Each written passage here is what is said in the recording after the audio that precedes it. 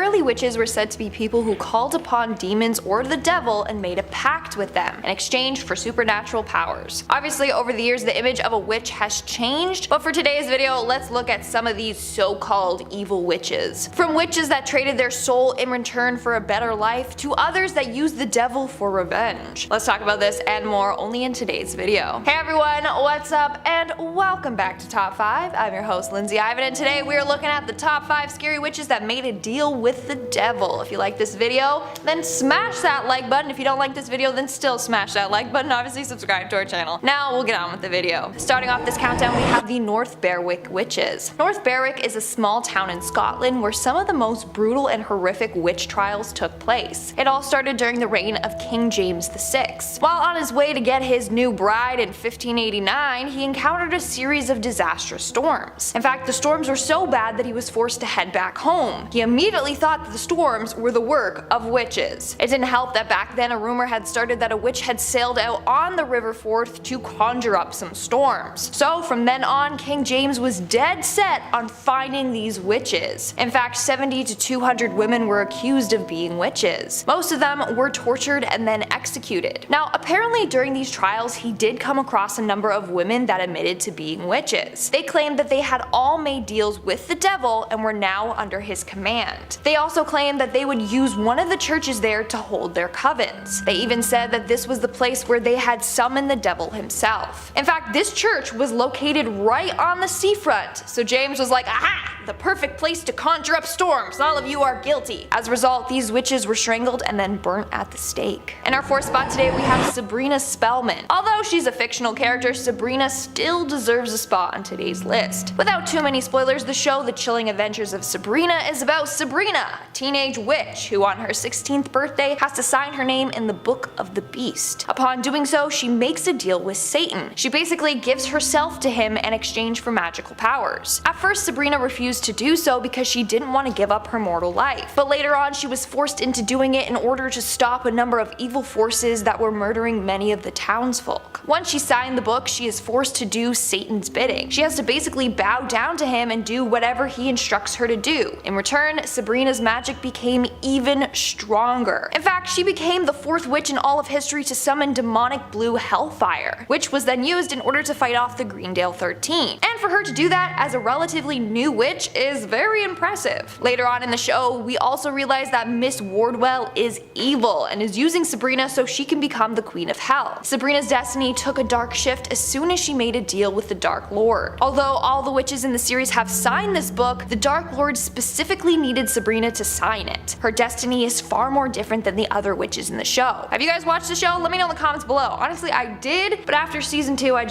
I couldn't anymore. Let me know your thoughts though. Number 5 on this list is what I'm going to be nicknaming the Scottish Witch from the Woods. I stumbled across a Scottish story about a witch where they were unable to discover her name. Hundreds of years ago, when Scotland was still being first developed, there was a village in the north of the country. This village was positioned directly next to a forest that they wanted to chop down and expand into. When they began their process of chopping down the forest, a witch, or the Witch of the Woods, came out and warned them that if they continued, she would curse their entire community.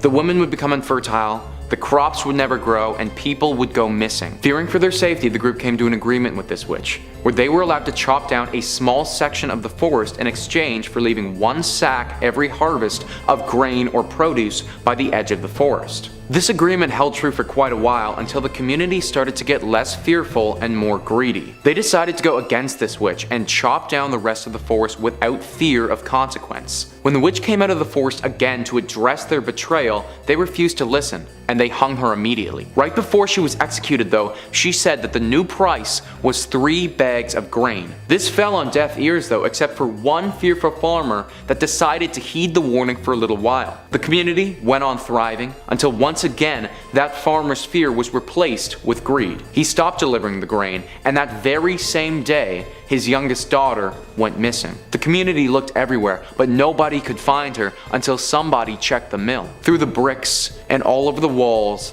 blood started dripping down to the ground, and they knew exactly where his daughter went. That mill has since been torn down, but it was replaced with a silo. And to this day, the locals in that area still think that that silo is haunted by the Scottish witch in the woods. Number 4 on this list goes to the Paisley witches. The Paisley witches are actually nicknamed after the town of Paisley in Scotland, where these witches were based. Christian Shaw was an 11-year-old girl who was the daughter of a higher up in the Scottish community. It was this 11-year-old girl who fell victim to the curse of several witches. It started with a deep sickness that manufactured itself like any other: fevers, chills, exhaustion. But some reports say that it became much more than that. The story goes that Shaw on one occasion levitated from her bed and on another occasion started chanting some deep curse. It was clear to everybody involved, including Shaw, that some form of Scottish witchcraft was afoot. Now, she made it evident that she believed multiple witches were involved in causing her ailment, 7 of them in fact. A trial was held for these witches where it was discovered that they all had the witch's mark, or the devil's mark as some like to call it, on their bodies. After this evidence came to light, the jury's decision was easy and all of the witches were sentenced to death. Now, this story was a long time ago, and it's hard to know for certain whether these individuals had anything to do with Shaw's ailment and witchcraft, or if they were wrongly accused, tried improperly, and the story has been exaggerated over time, which frankly is not unlike other potential witch stories during this period. The only thing that we can say for certain though is that the people back then and the 11-year-old Christian Shaw believed wholeheartedly that this group of Paisley witches was just that: witches. Starting off this countdown, we have Julia Brown. Julia Brown was a well-known voodoo practitioner and witch in her small town in Louisiana. People knew her for her charms and her curses, as well as the creepy songs that she would sing on her porch with her guitar. In her community, people would come to her and she would perform a number of different rituals for them. That was until people started to take advantage of her, so she started to get back at them. When they came to her, she would scare them by telling them predictions like they're gonna die soon or bad things were coming for them. Then the locals were like, "Hey, what's going on with her?" Close to her death, Julia started to act strange. She would constantly sing songs about her death and how she would get revenge on the town. One song that she would sing goes as so: "When I die, I take the whole town with me. When I die, I take the whole town." Not a very cheery and upbeat song if you ask me. In fact, no one knew what she was talking about until the day that she passed away. On September 29th, 1952, Julia passed away. On that day, the town came together for her funeral. Well, as they were lowering her casket into the ground, rain came down hard. This rain later turned into a disastrous hurricane that wipes out the entire town. So it's believed that before she left, she put a curse on the town, which is what she meant by "when I die, I'm taking the whole town with me." Over the years, a number of people have attempted to rebuild the town, but every time they do, it ends up getting destroyed again.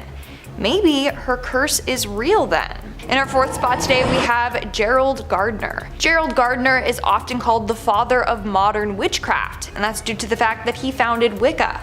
Although technically he learned it from a group of people and then went on to just write about it, so they gave him credit for it. But anyways, basically back in 1939 he said that one night he encountered a group of women who claimed to be witches. They stripped him of his clothes and put him in the middle of a ceremonial circle. The circle was lined with naked women, and they showed him their ways. From there, he learned briefly about Wicca and thought, "Hey, this is great, let's preserve this and make sure that everyone knows about it." In 1954, he actually created a book titled Witchcraft Today that teaches others how to embrace Wicca fully. He then went on and became obsessed with the occult. In fact, it's believed that a number of Wiccans and pagans were saved partly because of him. They could come out and be like, "Yeah, I'm a witch," without fear of being hanged or burned alive. To this day, he's one of the most relevant witches in history, but also one of the more controversial ones. Coming in number 5, we've got Mother Suspiriorum. Thankfully, this witch mostly minds her own business. It's always good to have a demon summoning witch stay in her lane. It shows maturity and purpose, and most of all, an unwillingness to get innocent and unrelated parties involved. Mother Suspiriorum is mostly concerned with the smooth running of the Helena Marcos Dance Academy, and as such will do all sorts of heinous things to ensure everything goes well. These acts don't really reach out beyond the immediate interests and connections at the academy though. Still, her spellcasting twisting and demonic involvements are terrifying to say the least. Throughout Suspiria, we see all sorts of spells cast by the matronly witches. A poor student who had caught on to the magical nature of the academy is brought to a secret room and has her body unknowingly contorted by Mother Suspiriorum's vessel, Susie Banyan. This horrible twisting and turning performance renders her body a mangled mess, but isn't quite a demonic summon. Then we see a girl dropped through the floor, which results in a broken leg. Still, the witchcraft inherent in the academy puts her into a trance and has her complete a performance upon that snapped limb. Ouch. The true demonic summoning occurs when Helena Marcos herself attempts to take full control of the school. In a ritual meant to transfer her into Susie, it's revealed that Susie is indeed Mother Suspiriorum, one of the 3 founding witches. This is where the scary stuff becomes very apparent. Interrupting Marcos' ritual, Suspiriorum declares that Marcos is a false leader and all of her followers must be punished. To do so, she summons an incarnation of death and lets it run wild. And run wild it does. This blood-soaked abomination tears through the followers of the false prophet, rending their flesh and melting them down to nothing. Those who are not on Marcos' side can do nothing but look on in terror as their contemporaries are torn apart by an otherworldly presence, but hey, at least they get to survive. With this death-filled ritual complete, Suspiriorum is free to roam about in Susie's body, watching over those who were involved with the academy. However, it seems she's not too eager to summon another demon right away. Another ritual someday, perhaps. Coming in number 4, we've got Haggis from Pumpkinhead. Now here's a movie with a totally different vibe for you. No dancing, no intrigue, but definitely a bloody demon looking to kill some youths. She may not have an academy to inherit, but Haggis is definitely good at casting spells and summoning demons. This witch looks more like a witch than pretty much anybody on this list, too. Gnarled features, wispy hair, living a hermit's life far away from anyone and everyone. The whole 9 witchy yards. The thing Haggis is most well known for is definitely the summoning of Pumpkinhead though. All of the potions, brews, hexes, and curses in the world wouldn't amount to half the suffering this demon causes. She doesn't really even want to do it either, but Ed Harley, a grieving widower who recently also lost his son in a freak accident, refuses to walk away with nothing. At first, he requests that Haggis bring his son back to life. This, unfortunately, is not within her power. However, she can offer up something else. Revenge. Ed jumps at the opportunity, not exactly knowing what he's in for. In doing so, he dooms all sorts of people, including himself. Knowing what's in store, Haggis warns Ed of the terrible price he'll pay, but goes through with the ritual regardless. Unearthing a corpse from the mountain graveyard, Ed offers up both his and his son's blood to Haggis to summon Pumpkinhead. This demonic creature rises from the earth and begins a terrifying killing spree. It makes its way to the teens responsible for the death of Ed's son and methodically ends their lives. Ed starts to see these gruesome murders through the eyes of the demon and realizes the mistake he's made. Too late though. Pumpkinhead cannot be stopped until its revenge mission is complete. Haggis warns Ed that if he tries to stop Pumpkinhead, he'll die too. This results in Ed discovering that he and the demon are inextricably linked. Any damage done to Ed happens to the demon too. With this information, Ed decides to lay his own life on the line to end the madness, and successfully kills both himself and the demon. Haggis then collects their bodies and returns them to the mountain. Someday though, she'll bring the demon back. Someday. Starting off this countdown, we have Tituba. Tituba is a pretty famous name when it comes to the Salem witch trials because she was the first woman to be accused of practicing witchcraft. So Tituba was a young slave who was under the order of a man named Samuel Parris. She was in charge of looking after his daughter and niece, among other things. Then in the early 1690s, several young girls all over town began acting strange, his daughter and niece included. The girls would contort their bodies, bark like dogs, and babble and cry hysterically, almost as if they were possessed. They also would complain of bruises and pinch marks appearing randomly on their body. So immediately, people thought that they had been cursed by a witch. When she was put in front of a court, at first she denied any involvement. But eventually she admitted to practicing witchcraft. She claimed that the devil came to her and bid her to serve him. She went on to tell this elaborate tale about seeing strange animals, like a hairy creature that walked on 2 legs with wings and a head like a woman. She also talked about a red cat and how she would ride on sticks, and was told by the devil to pinch these young girls. She also claimed that a big black dog came to her and told her to hurt the girls. Her testimony shocked and scared a lot of people, And we don't know if what she said was true or if she was just messing with the people in the court, you know, playing into the whole witch stereotype, or if she really was practicing witchcraft and made a deal with the devil. In the end, she was sent to prison for a year. In 1693, some mysterious unknown individual freed her from jail, and after that, no one heard from her. In our fourth spot today, we have Agnes Samson. In the early 1590s, King James VI of Scotland started to fear witches. He blamed that witches could cast spells on Mother Nature and conjure up terrible storms.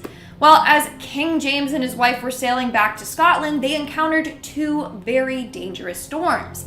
Immediately, he was like, "It was the witches, they're out to get me!" And then he was determined to get them. So he started a witch hunt. Of the 70 people accused of being witches, one of them was named Agnes Samson. She was a healer and midwife, but because she had these healing powers, people automatically assumed that she was an evil witch. In fact, growing up, her father taught her about the black arts.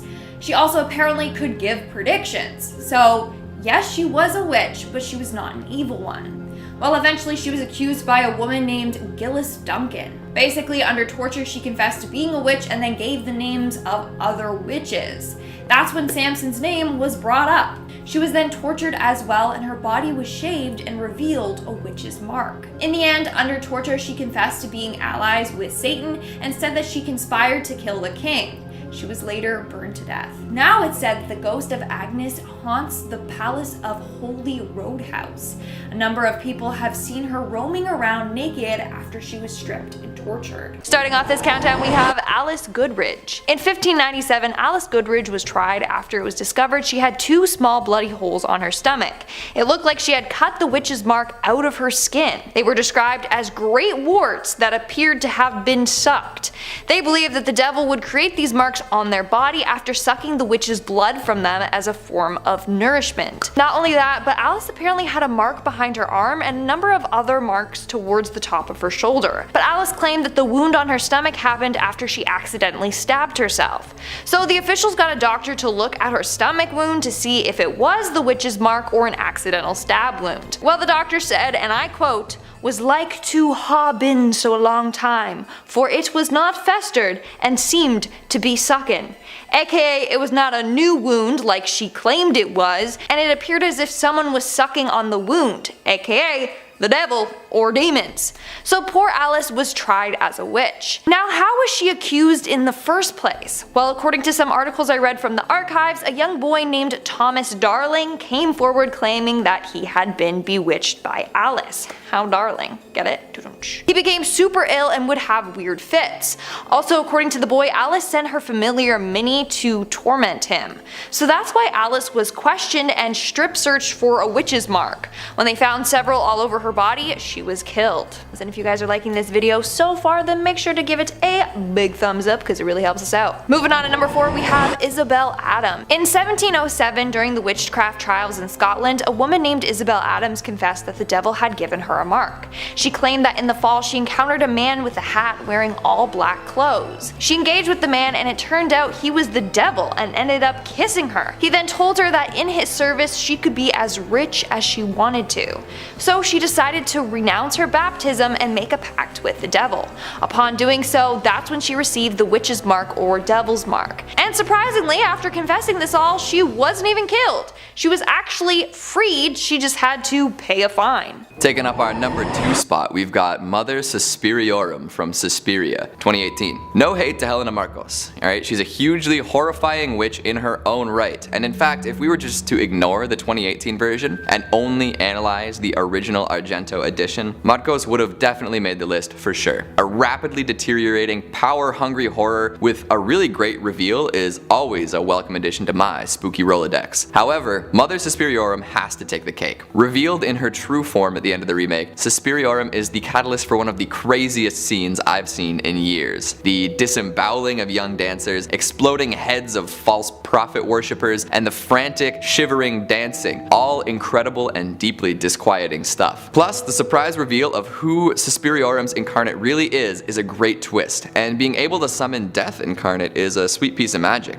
What makes Suspiriorum even scarier though is her backstory. What is Mother Suspiriorum? Well, she is actually one of the 3 mothers watching over the Marcos dance company. The other 2 being Mother Tenebrarum and Mother Lacrimarum. Representing darkness, tears, and sighs, the 3 mothers are integrated into Dario Argento's Three Mothers trilogy. The Italian giallo master imbued his movies with some incredibly deep lore. The original Suspiria was actually the first of 3 in this trilogy, with the other 2 movies being Inferno and The Mother of Tears. They were based on an essay called Lavana and Our Ladies of Sorrow by Thomas de Quincey. De Quincey wrote, "I want a term expressing all the mighty abstractions that incarnate themselves in all individual sufferings of man's heart. And I wish to have these abstractions presented as impersonations, that is, as clothed with human attributes of life and the functions pointing to flesh. Let us call them, therefore, Our Ladies of Sorrow." The 3 mothers are the incarnation of human suffering. Suspiriorum is elaborated upon and imbued with perishing dreams and delirium. Argento takes this idea and makes Suspiriora the power that lies in suffering, the agony used to develop intellect and spirit, conceptions of the infinite that are only accessible through pain and sorrow.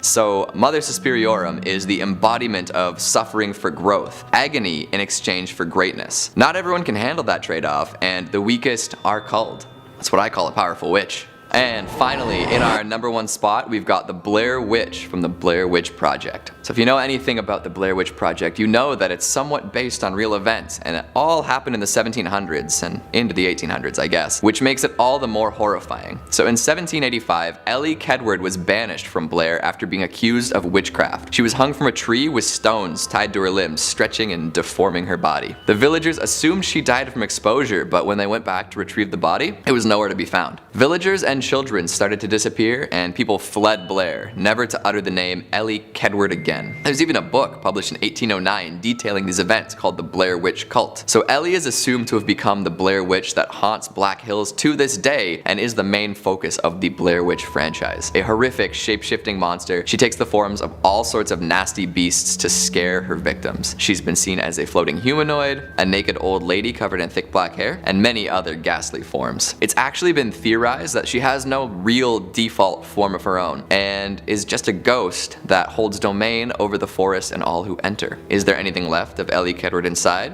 Or has it become a totally inhuman being? While her motives are foggy at best, the Blair Witch has a sadistic streak. She loves to stalk and torment victims before killing them. There's a method to her madness though, as she will kill people in a specific order if they perform certain actions. In the movies, we don't hear the witch communicate much, but based on how some characters act, we can assume that she is able to torture people into compliance and issue commands. Is she just trying to keep people out of her wooded home, or is she attempting to create and maintain her own Blair Witch legend? We may never know for sure. But hey, you guys are brave, right? Somebody want to go and just ask her what she's up to and let me know? Starting off this countdown, we have John Reed. John Reed was one of the 7 witches tried in 1697 Scotland. When he was caught, persecutors found that he had a mark on his loin. John said that the devil had nipped him there and that it indeed was a witch's mark. John also confessed that he was in service with the devil. The devil promised him wealth and abundance, but in return, John belonged to the devil. But John revealed that the devil broke his promise and never did anything he said he was going to do. On top of that, John admitted to attending a number of meetings with other witches. He also admitted that he was responsible for the torment of Christian Shaw. Christian was an 11-year-old who claimed she encountered a pack of witches who then bullied her and stole her milk. He also admitted that they all drowned her in the local well.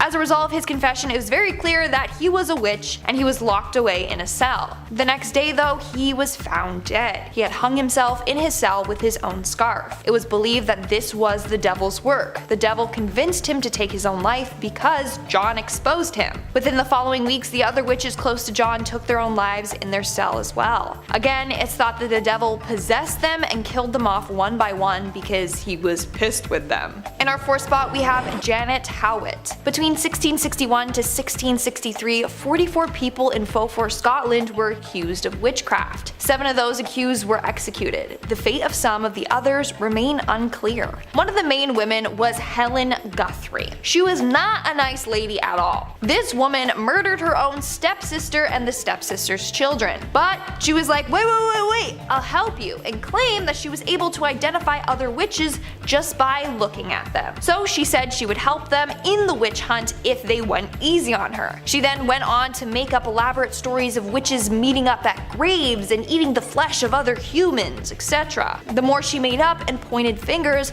the longer she got to live, and same with her daughter Janet Howitt. Janet was also accused of being a witch like her mom. In fact, she had a witch's mark on her shoulder. She said it was from the devil biting it. She also said that it hurt for so long until the devil visited her again and stroked her shoulder. When he did that, the pain immediately stopped. Now, Janet was imprisoned with the rest of the accused, but we don't know what happened to her. They held a trial for her and no one testified against her. Plus, they only had the mark on her shoulder as evidence. We truly don't know if young Janet was let go or sadly killed. What we do know is that her plea date was 1666, 4 years after her arrest, so she was in jail for quite some time. Number 5 on this list has got to go to SCP-4595. Now, SCP-4595 is unlike anything on this list because, believe it or not, it's actually a place. That's right, this is a small shed that is located in Indiana. The shed contains a few standard items: a nice wooden bench to sit on, a shovel in case you needed to do some yard work, oh, and the remains of an adolescent boy. You know, just standard shed stuff. Written on the door of this shed in black charcoal, all in capital letters, is the word witch. It is said that underneath this shed is the remains of a female figure. She forever resides roughly a meter underground and for some reason does not decompose at all, her body still looking as it would if she were alive. If you do happen to stumble upon this shed, don't go in. It's said that at first you just feel as if somebody is watching you. A little creepy, but we can deal with that. Part 2 of what happens isn't as friendly. It's said that after extended exposure to this area, one will attempt to scratch themselves violently, causing horrible injuries. If for some reason after violently scratching yourself you thought, maybe I'll dig underground and disturb whatever is underneath, then that will be the last thing that you do. Desert locusts will fill your lungs, air cavities, pretty much anywhere that you intend to breathe, and suffocate you from the inside until you die. Basically, guys,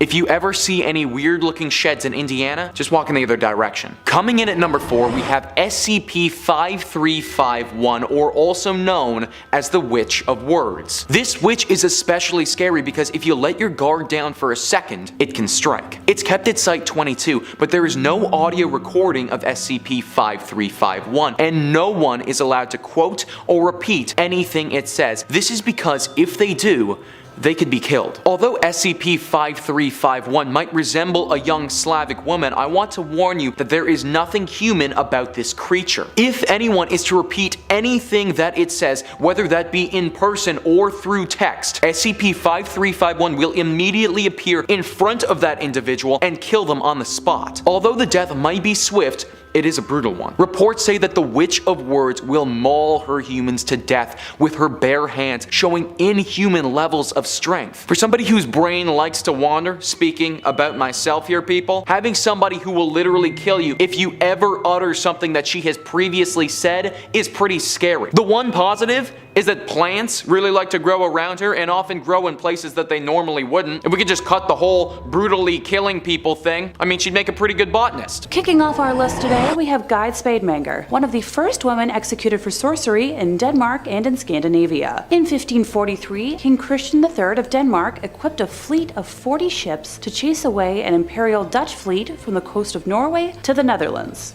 Outside of Helsinki, his fleet was stuck in a calm, and the whole project failed. Soon, a merchant's wife named Gyde Spandemager was arrested and tortured, believed to have gathered a group of witches in a valley outside the city and enchanted the ships. She eventually admitted to conducting a spell with a coven on a hill above Elsinore, and named several more people that were involved, male and female, including vicars, which led to the expansion of the witch trial. Her trial was handled by the royal governor Escabild. She also said that the enchantments would never disappear unless Gyde herself was allowed to remove them personally. The people that she named were arrested and tortured to an extent quoted as so hard their limbs were separated, but none other than Gyde confessed. In November of 1543, the king demanded for the rightful old principle of witches to be burned, but she sadly suffered through further interrogations first before meeting the end of her time. In 4th place, we have Agnes Samson. Starting off this tale, when King King James decided to marry Anne, Princess of Denmark, as quickly as he possibly could, this wedding was arranged in Denmark with a proxy standing in for him since he was, located in Scotland. Anne's attempts to join her new husband across the ocean were severely delayed by dangerous and life-threatening storms, so he eventually decided to join her instead. After another wedding ceremony, which the king actually attended, the couple decided to head home to Scotland, with yet another storm plaguing their journey. Witchcraft trials had already begun in Denmark. Remember Gyde? I mentioned a minute ago? And the king had taken note. So when it was reported to him that witches East Lothian conspired to cause the treacherous weather that threatened not just his life, but that of his way too young bride, he believed what he was told. Agnes Samson was an elderly woman who was known locally as a healer and a midwife, having cared for and successfully cured many neighbors of ailments throughout her life. She was a widow with several children, living close to poverty in East Lothian. She had been suspected and investigated for witchcraft before, so there was no surprise locally that her name was given. After she was named, Agnes was quickly captured and protested her innocence. The News from Scotland, which was an English-written pamphlet that would have been written in London around 1591, says that Agnes was shaved from head to toe and each part of her body tortured for hours, intentionally to cause intense pain. The devil's mark was found, and she confessed, saying that she and hundreds of other witches attended North Berwick Kirk on Halloween night to meet with the devil to end the life of the king. She claimed the devil appeared to her as a black man, a dog, or a hayrick. Agnes also mentioned various attempts to obtain the king's shirt or other personal linens in order to work her charms. She had attended a witches' convent at North Berwick with her son-in-law, where they collected bones and powdered them for sick charms. To prove her magical powers, she told the king the exact words that had passed between him and his new wife on their wedding night. Agnes's trial was presided over by a judge, with a jury of 17 men from East Lothian, many of whom would have known Agnes personally. After hearing the evidence, they found her guilty of 49 out of the 51 charges. In January of 1591, she was taken to Edinburgh Castle and met her end by way of a rope necklace, with her body then being burned at the stake. The naked ghost of a bald Agnes is said to roam the palace of Holyrood House, the official Scottish residence of the British monarchy. Let me know in the comments if you've ever been or if you've seen Agnes yourself. Coming in at number 5, the Corwin Witch House. The Jonathan Corwin House in Salem, or simply known better as the Witch House, was the home of Judge Jonathan Corwin, 1640 to 1718, a prominent figure in the horrors that happened there, and is actually the only structure you can visit in Salem today that has direct ties to the Salem witch trials of 1692. Well, that might not be the case because we got a couple of those coming up. Trust me, this place is riddled with ties to those witches. Corwin bought the house in 1675 and lived there for more than 40 years. The Witch House is a 350-year-old thick building with black painted timber, 2.5 stories tall. Built to last, massive, and looming. Located at 310 Essex Street in the historic district of Salem, the house stands in testimony to the witch trials, and it's believed that the Witch House was used by Jonathan Corwin and others to actually interrogate those accused of witchcraft. The Witch House remained with the Corwins, of course, until the mid-1800s, yet there wasn't many family around to liven it up. The Corwin curse seems like a weird one since all the Corwin's kids, 5 children, all perished young from separate complications within the house. And this is where it gets really weird. Not only is the place haunted to hell and back with specters seen in the attic upstairs, loud voices, arguments heard in the empty house at night, 8 Corwin lives were lost to premature death in that house. All Corwins. Yeah, I'd say that makes for a pretty cursed home, alright? A family curse. Number 4, Proctor's Ledge. There are over 1,000 documents from Salem witch trials, yet none of the accounts actually specify where the hangings took place. For many years it was believed that the 19 people who were executed in Salem were hanged at the summit of Gallows Hill, on the edge of town to the west, where the town would meet for large gatherings. Seems like after some homework, the hill alone would be too hard to climb, not an ideal spot to hear or see the live trials, and was too thick and heavily wooded. Maps of 1700 Salem show Gallows Hill marked on the map, but no actual marker for the execution site. I feel like a detective all of a sudden. A team of researchers began to reconsider all of the evidence around 2010, eras of homework collected over the years, and eventually concluded that the real execution spot was Proctor's Ledge. Boom, baby! This was confirmed in 2016. Part of the evidence included 1692 eyewitnesses' accounts who wrote in journals that they were able to see the hangings from their homes to actually remains being dug up and found now. Now I know what you're thinking. It's named after John Proctor. No, it's not. However, odd timing, as he was one of the witches accused of witchcraft along with 3 of his other mistresses. Locals say that the lady in white visits Proctor's Ledge. Some visitors claim to have caught the sight of her, though others catch only her disembodied voice. Are these the phantoms of the unsettled spirits tied to the grounds where they were hanged for eternity? Who knows? Number 3. Charter Street Burial Grounds. The Charter Street Burial Grounds started in 1637, also known as Old Burying Point or the Charter Street Cemetery, is the oldest cemetery in Salem. Many early and famous Salem residents are buried here, such as John Hawthorne, a judge in the Salem witch trials of 1692. Hawthorne, whose father had been a Salem magistrate, was born in 1641 and had 6 children. Hawthorne experienced several deaths in his family, including those of all his 3 brothers. Hawthorne died in 1717 at the age of 76, never apologizing for the role in the Salem witch trials. His headstone is surrounded by granite rectangles to help preserve what is left of the original stone. Being one of the oldest cemeteries and the sickening things that happen there, ghosts and spirits are often seen around the gravesite. There have been many strange occurrences here. Witch stuff aside, about 400 years of ghostly encounters have happened at the Old Burying Point Cemetery. Over the years, people have successfully captured EVP of voices from beyond the grave at the site. If you can hear me, say something. Stop yelling. Oh, sorry. Photographs of mysterious shadows, orbs, white mist, and even full apparitions are seen here. One of these apparitions is believed to be Mary Bright Corey, who died 1684. She was the second wife of Giles Corey, who later became an unfortunate victim of the witch trials himself. Another ghost seen is the powdered blue dress lady, whilst holding a picnic basket in one hand and sometimes accompanied by a young boy.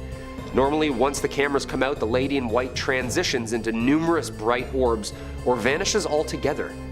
Maybe the ghost woman is the same Mary Corey forever watching over Judge Hawthorne's grave. Coming in at number 3, we have SCP-239, or as some people like to call her, the Witch Child. The Witch Child looks like a young blonde-haired girl of 8 years old. However, this girl has had one harsh upbringing. Ever since birth, SCP-239 has been under SCP care. This is because only 3 hours after her birth, the hospital that she was born at exploded in an unexplained way. The public was told that it was a freak accident from a gas leak, but we suspect now that it was much more. With shimmering gray eyeballs and the constant emission of radioactive energy, SCP-239 has the ability to control things. She must be conscious and must be able to see the object or creature that she intends to manipulate, but beyond that, she has the capability to do anything. It has been reported that she has simply wished away a human being before, making them disappear completely, and then when she feels fit to do so, wish them back and make them reappear. The limits of the Witch Child's power are currently unknown. However, it is clear that they are extensive. That is why she currently resides in a cell coated with telekill alloy and can only be interacted with Class 2 personnel. Not the type of child that you want to be leaving at daycare. Coming in at number 2, we have SCP-3998, also known as the Wicker Witch. The Wicker Witch is a scarecrow of human remains that are covered in 4-degree burns. Its body is bruised and beaten and held together by wire and nails. Yeah, this is not the type of scarecrow you want on Grandpa's ranch. In fact, SCP-3998 is extremely dangerous. However, it is very selective with who its victims will be. The Wicker Witch only targets individuals who have killed or been violent with a loved one. These loved ones need to be somebody you are romantically involved with. If you have done this and you are in the presence of SCP-3998, then the next few minutes of your life will not be pleasant. It is said that it starts with mild pain to the back of your head. It escalates very quickly though. Next is when the acid comes into play. Your stomach fills up with this stuff until you start throwing up this putrid vial onto yourself. That quickly escalates to your whole body burning itself down, your own body fat melting away, until all that's left are the horribly burned remains that is not dissimilar in appearance to SCP-3998 itself. Number 1 on our list is SCP-352, or Baby Yaga. Baby Yaga once again strays away from the typical spell-casting witch and lives far more in the world of Hansel and Gretel. Yeah, the whole I'm gonna eat you type of witch. SCP-352 resembles a very old Russian woman with an extremely harsh Russian accent, which can be very difficult to translate. At this current point, no one has any idea about her origins, but we do know that she is unlike most elderly women. You know Spider-Man? Well, imagine that, but an old Russian lady that is super scary and wants to eat you. That's sort of what we're dealing with right now, guys. Baby Yaga has exceptional strength and speed, and it is reported that she can run at 70 miles per hour. She can also also be completely decapitated and regenerate herself, making her almost impossible to kill. Her hair acts as webbing that she can extend at will and trap people in. Once trapped, she touches them with her skin, which excretes a chemical that then sends you into a deep hallucinogenic state where you can't feel any pain. While you're off in La La Land though, she isn't sleeping. She's slowly decapitating your body and eating you over the span of a week. At least by that point you are totally out of it, but still, getting eaten over the course of a week by an old spider-like Russian lady, that's not really what I want on my tombstone, my friend. Number 5. Julie Brown. Our first witch today on the list of which witch is Julie Brown, legendary voodoo priestess of the swamps. New Orleans is filled to bursting with two things: the most wondrous advancements in soul food and gumbo technology on the planet, and ghost stories. There's a whole lot of voodoo to go around in Louisiana, and in Manchac they say there's the ghost of an old voodoo priestess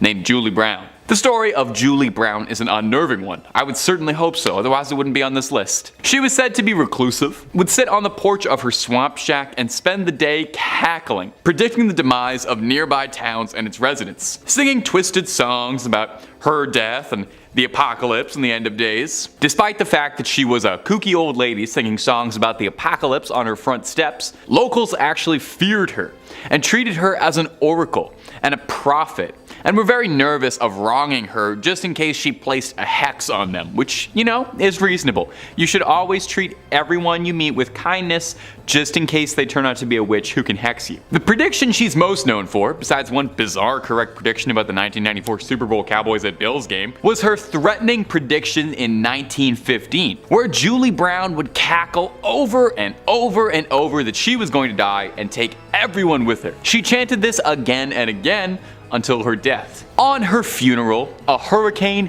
hit the town, decimating 3 villages and taking countless lives. Julie is said to be buried in the swamp, and locals believe it was her spirit that caused the hurricane. And if you happen to be passing through Manchac, just pay your respects to Miss Julie Brown. Like I said, you never know what kind of secrets somebody has. And if you're looking for more stories about witches, or really any kind of urban legend, Top 5 Scary has all of that and then some. I'm not kidding.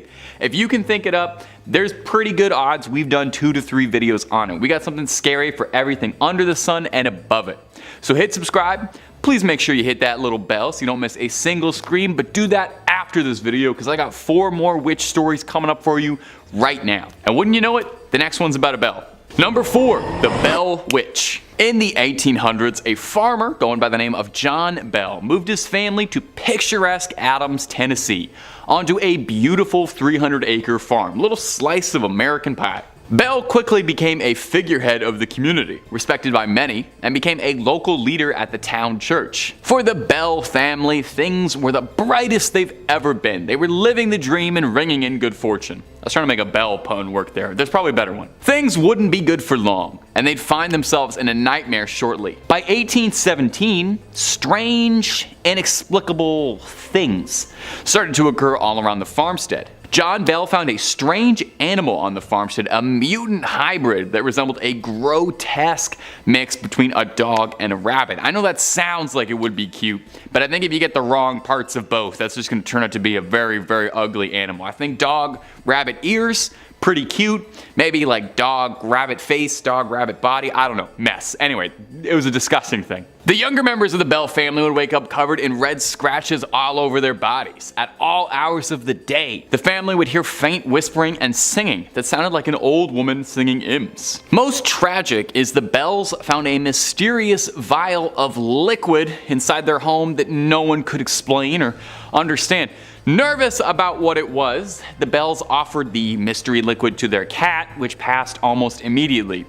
Rest in peace, Bell cat, taken too soon, undeservedly. You didn't deserve to be an experiment for them. For 3 long years, the Bell family was tormented by a mysterious entity that would later become known as the Bell Witch, after the mysterious old woman's humming and singing. In 1820, John Bell quickly grew extremely ill, quickly descending in his health, and would pass away later. At his funeral, the mourners complained they could all hear the laughing of an old woman mocking and singing the fate of the late John Bell. The farm became a haunted attraction where it still is to this day, and it even caught the attention of President Andrew Jackson, who in 1819, a year before Mr. Bell's passing, visited to see if legends of the witch were real.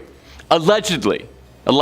As soon as his carriage arrived at the property, the horses refused to budge anymore. The animals can always tell. Starting off at number 5, burning at the stake. By far the most well-known punishment for those tried as witches, burning at the stake was a cruel and unusual form of execution used commonly back during the many witch trials of the 17th century. These executions were not only physically agonizing, but also symbolized the depths of human fear and prejudice. One such example of this terrible practice was the Würzburg witch trials of the 17th century, known as one of the largest witch trials in history. Accused witches faced a horrifying fate at the stake. The authorities believed that fire possessed the purifying power to cleanse the accused of their alleged connections to the devil. In reality, it was a grotesque display of violence. Victims were often tied to wooden stakes in a public square, surrounded by jeering crowds. They were subjected to unimaginable pain as the flames slowly consumed them. The agony of being burnt alive was drawn out, excruciating, and inhumane. What made the burning of witches particularly cruel was the complete absence of credible evidence. The trials were fueled by paranoia, superstition, and hysteria. Accusations were often based on flimsy hearsay, personal grudges, or even just random suspicions. The accused had little chance to defend themselves, and confessions were often extracted through rigorous mental and physical torment. These false confessions only added to the tragedy, as innocent people were forced to implicate themselves and others in a desperate attempt to end their suffering. Furthermore, the persecution of witches during the Würzburg witch trials, like many other witch hunts, was often intertwined with gender bias. Women, especially those who didn't conform to societal norms, were disproportionately targeted. Accusations of witchcraft could be used to control and punish women who challenged the status quo or were perceived as a threat to male authority. The cruelty of burning witches at the stake was not limited to the physical torment. It was a gruesome spectacle intended to terrify the populace into submission. Public executions were meant to send a message that dissent would not be tolerated and that conformity to prevailing religious and social norms was imperative. The psychological impact on society was profound, as fear and mistrust tore communities apart. The Würzburg witch trials, like many others, were eventually recognized as a dark chapter in history. They serve as a stark reminder of the dangers of mass hysteria, religious fanaticism, and the absence of due process. Today, we look back on these events with horror and regret, vowing never to repeat the cruelty of burning alleged witches at the stake. It is a somber lesson that underscores the importance of justice, reason, and compassion in our pursuit of a more enlightened society. Next up at number 4, witch cakes. Witch cakes are a bizarre and unsettling aspect of the witch trials that swept through colonial America during the 17th century, as exemplified in the infamous case of Tituba. These cakes, concocted from peculiar ingredients, were believed to possess the power to reveal the presence of witches. While they may seem like a bizarre footnote in history, witch cakes serve as a chilling reminder of the hysteria and irrationality that fueled the witch trials. In the case of Tituba, a slave woman living in Salem, Massachusetts, witch cakes played a central role in her ordeal. Tituba was accused of practicing witchcraft, and her accuser sought a means to expose her supposed demonic affiliations. They decided to bake a witch cake, a crude mixture of rye meal and the urine of the afflicted girls who claimed to be victims of witchcraft. Ew.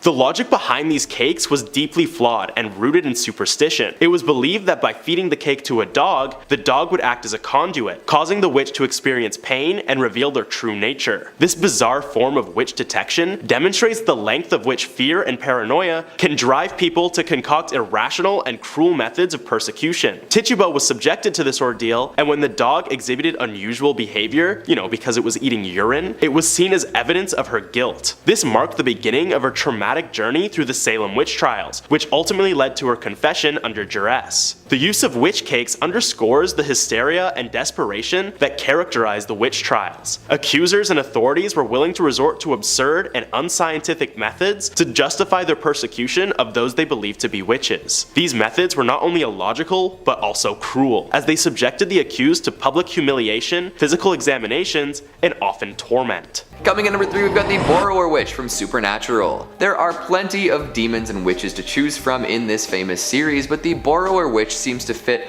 this list the best. This witch in particular, interestingly enough, has no real name. She's known almost exclusively by her title. To gain her supernatural powers, this woman made a deal with the demon. For her soul, she received a demonic signet ring which provided her with great power. She was able to cast many spells, and her life was extended far beyond the limits of an average individual. However, as her life started to wane, she decided it was time to pass on her gift. This wasn't a pleasant mentorship opportunity though. She decided that she was going to go on a killing spree to attract another promising young witch. Oh, and so she did. During her killing spree, Tasha Baines tracked her down and refused to be her subordinate. Because of this, the Borrower Witch killed Tasha, which kicked off a whole new series of events involving cutting hearts out of chests, twig and twine dolls, and witch-killing bullets. Damn. Coming in number 2, we've got Sarah from the Neon Demon. This could be a very wild reading of this movie, but I think it works out just fine. The Neon Demon is the tale of a young orphaned model named Jessie who moves to LA in an attempt to make it big. At first, she's innocent and afraid, unsure of herself and looking to others for help. Enter Sarah, one of the 3 big presences in the movie. She appears alongside Gigi, another model, and immediately takes interest in Jessie. Sarah and Gigi are shunned by many powerful figures in the modeling community following the arrival of Jessie. This makes them jealous and angry. Sarah speaks with Jessie about how easy it must be for her because everyone loves and admires her. This is the inciting incident in Jessie's coming ritual. As narcissism takes over, Sarah watches from afar. Jessie shoots to the top quickly for sure, but in doing so loses some previous parts of herself. And she starts seeing strange neon symbols all over the place in her life. Her dreams begin to showcase horrifying and possibly demonic imagery. While her professional life soars, the people around her begin to disappear or expect more from her. This culminates in Jessie being killed and eaten by Sarah, Gigi, and makeup artist Ruby.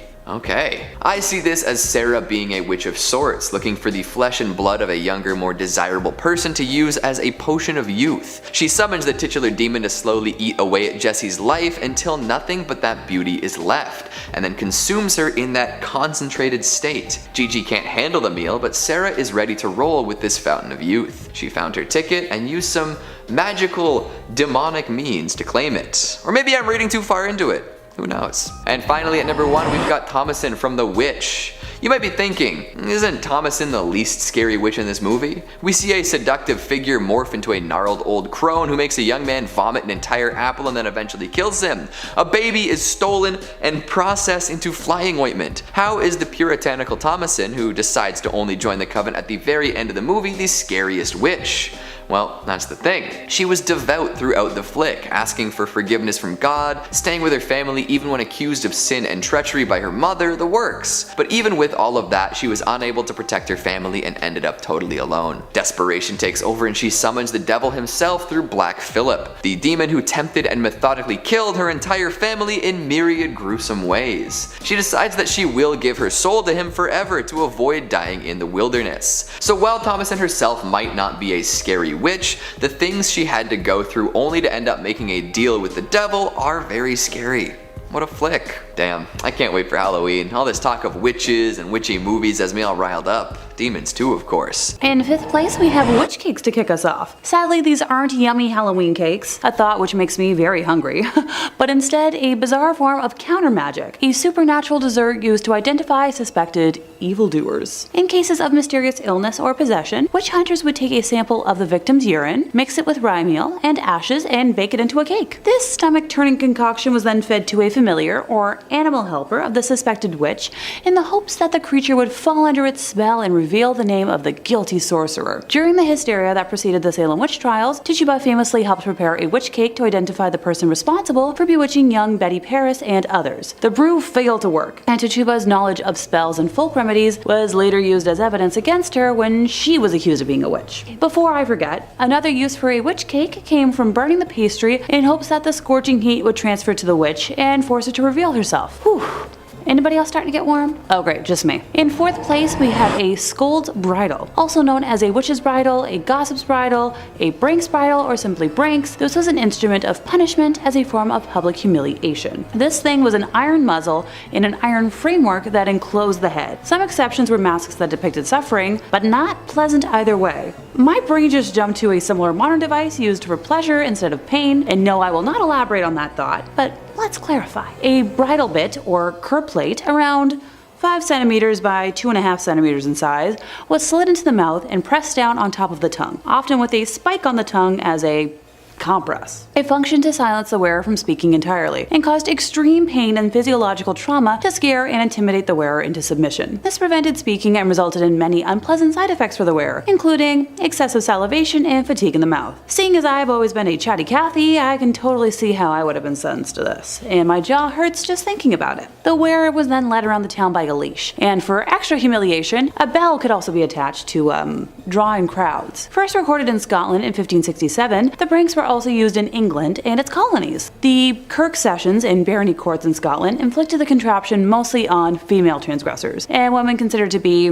rude, nags, common scolds, drunken, but mostly witches. It was also used as corporal punishment for other offenses, notably on female workhouse inmates. The person to be punished was placed in a public place for additional humiliation and sometimes beaten. Just sometimes, not every time apparently. Knowing what I know about history and cover-ups, I'm going to lean towards probably most of the time. The Lanarkburg records record a typical example of the punishment being used. When wearing the device, it was, impossible for the person to either eat or speak. Other pranks included an adjustable gag with a sharp edge, causing any movement of the mouth to result in laceration of the tongue. In Scotland, pranks could also be permanently displayed in public by attaching them, for example, to the town cross, tron, or toll booth. Then the ritual humiliation would take place, with the miscreant on public display. Displaying the pranks in public was intended to remind the populace of the consequences of any rash action or slander. Whether the person was paraded or simply taken to the point of punishment, the process of humiliation and expected repentance was the same. Time spent in the bridle was normally allocated by the Kirk session in Scotland or by a local magistrate. Moving on at number 3, we have Lilith. Now, the description of Lilith varies depending on your beliefs. In Jewish folklore, Lilith is a female demon. In Luciferian witchcraft and Luciferianism, Lilith is described as the consort of Samael. Other people believe that she is the wife of Satan, or that Lilith was the first wife of Adam. But she wasn't that obedient to him, and Adam didn't like that, so Lilith left. Then God made Eve, who was more obedient. Lilith became jealous and turned into the snake that made Eve take a bite from the apple. The two were banished from the Garden of Eden, and Lilith turned into a demon. Her main goal, to get revenge on all men. Then you have the people that believe Lilith is a child-killing witch. She wasn't able to conceive, so she was jealous of pregnant women and would go around killing them or stealing their babies. In this case, we are looking at the version in which Lilith is a witch,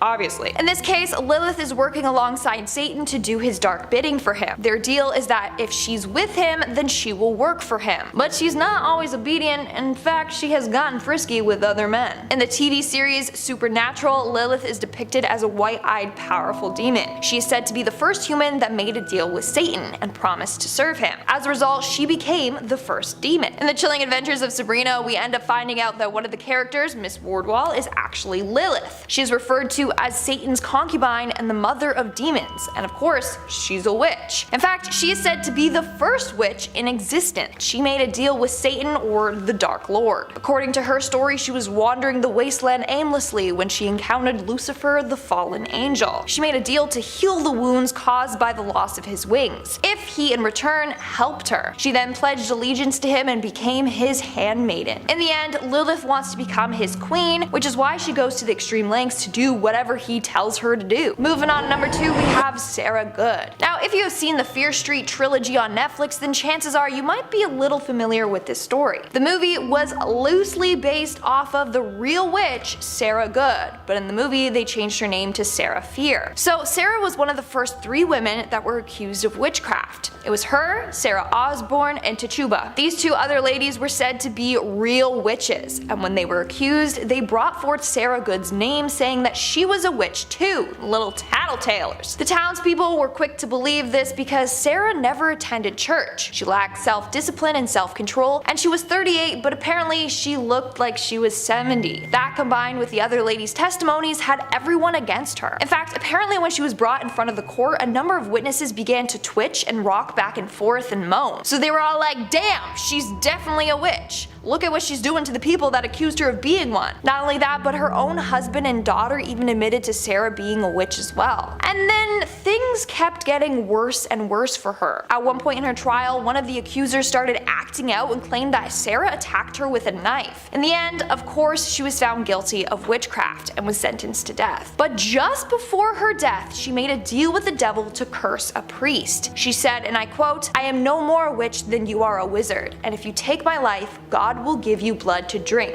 Now when she died, apparently the priest and his land both became cursed, just like Sarah claimed it would. To this day, it's said that Sarah continues to haunt the town, searching for those that have wronged her. And in our number one spot today, we have the Bowness witches. In 1679 in Bowness, Scotland, a number of women were accused of being witches. These women were Annabelle Thompson, Margaret Pringle, Margaret Hamilton, Bessie Yicker, and another woman named Margaret Hamilton. Now during this time, the hype and fear of witches was dying down. So people were shocked that out of nowhere 5 women were being accused. But rumor has it these women had renounced their baptisms and had been in contact with the devil on a number of occasions. They apparently had eaten, drank, danced, and had intercourse with the devil. Annabelle Thompson even admitted that she had made a deal with the devil for a better life. She had been widowed twice, and so she turned to the devil for help, and in return she would be loyal to him. She then invited the other women to come over and do all these things with the devil with her. The women then apparently formed a demonic pact with each other and Satan. One of the Margaret Hamiltons also admitted that she had met the devil. She claimed that the devil came to her in the form of a black dog. And she said that she was his servant for 3 decades already. And another was accused of using her witch magic to help get wealth. As a result, all the witches were found guilty and were strangled at the stake before being burned to ashes. Number 3 on this list is Helen Duncan.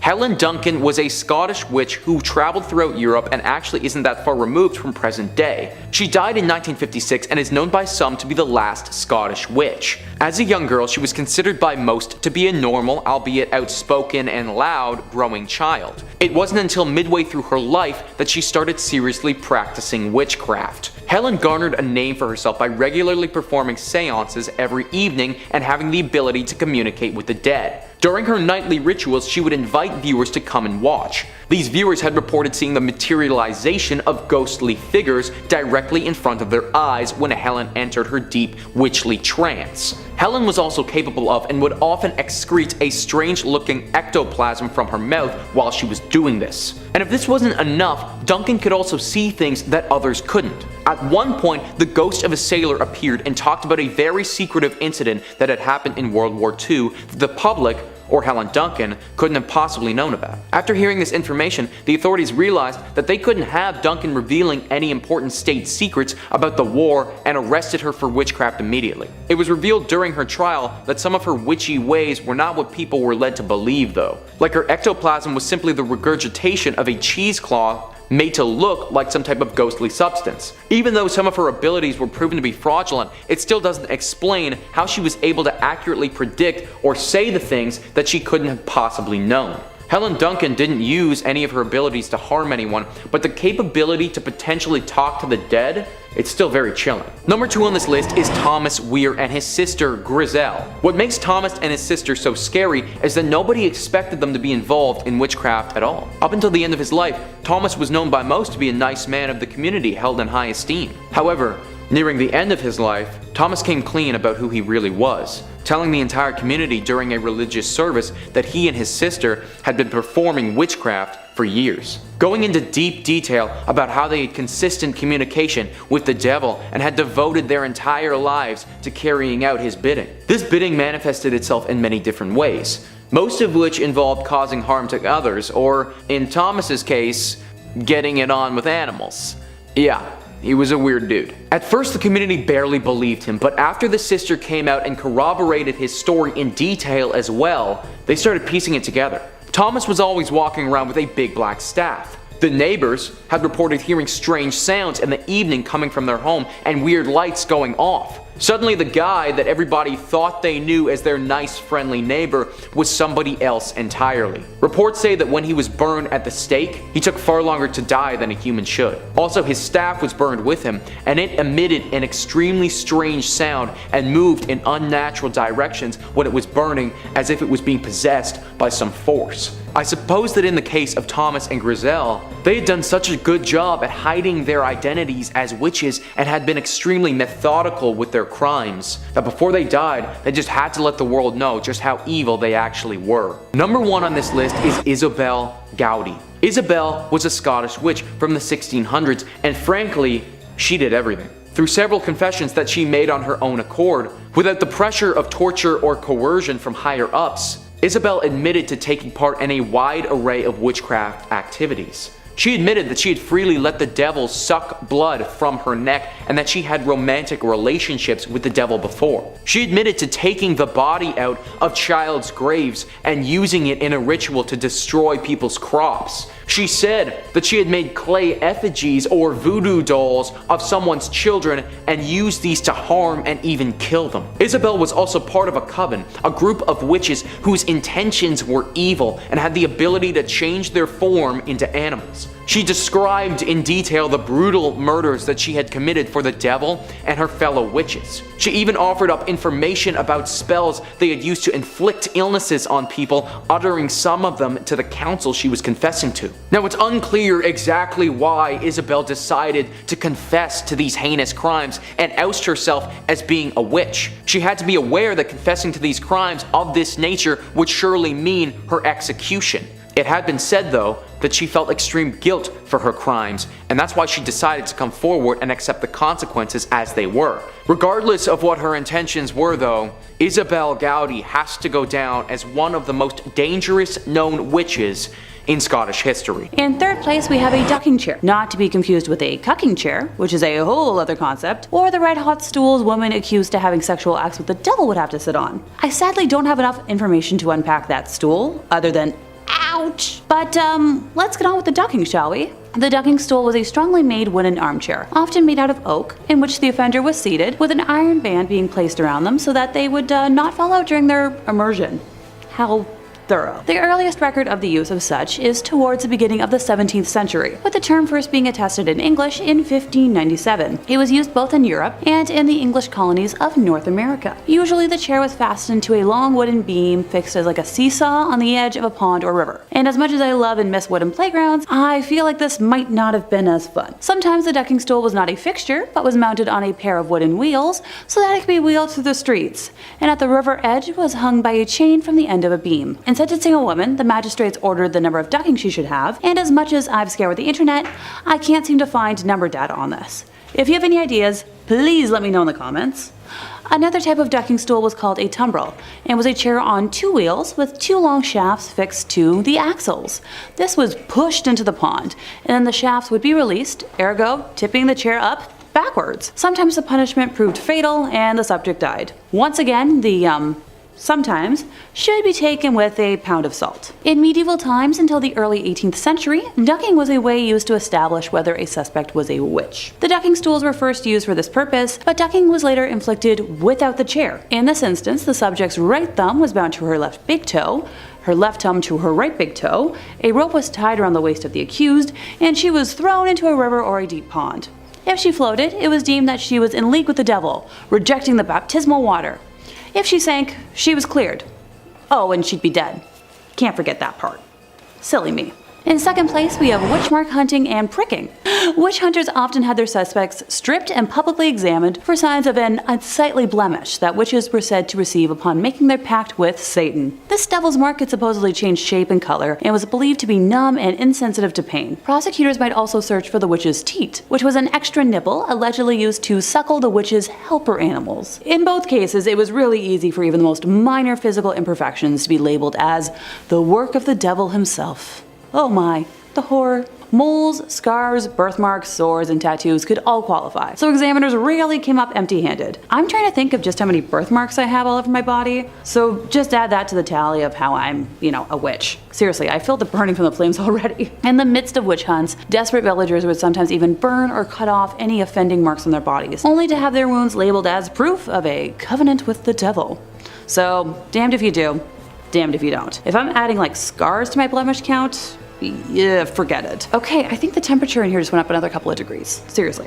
If witch hunters struggle to find obvious evidence of witches' marks on a suspect's body, they might resort to the ghastly practice of pricking as a means of, sussing it out. Come on! Even having a flawless body isn't going to exonerate you? What the heck? Witch hunting books and instructional pamphlets noted that the marks were insensitive to pain and couldn't bleed, so examiners used specially designed needles to repeatedly stab and prick at the accused person's flesh until they discovered a spot that produced the desired results. In England and Scotland, the punishment was eventually performed by well-paid professional prickers, many of whom were actually con men who used adult needle points to identify fake witches' marks. Well then, if you ever feel like your job just, isn't real, remember that people in history were paid to do well. Along with pricking, the unfortunate suspect might also be subjected to scratching by their supposed victims. This test was based on the notion that possessed people found relief by scratching the person responsible with their fingernails until they drew fluid. If their symptoms improved after clawing at the accused skin, it was seen as partial evidence of guilt. No,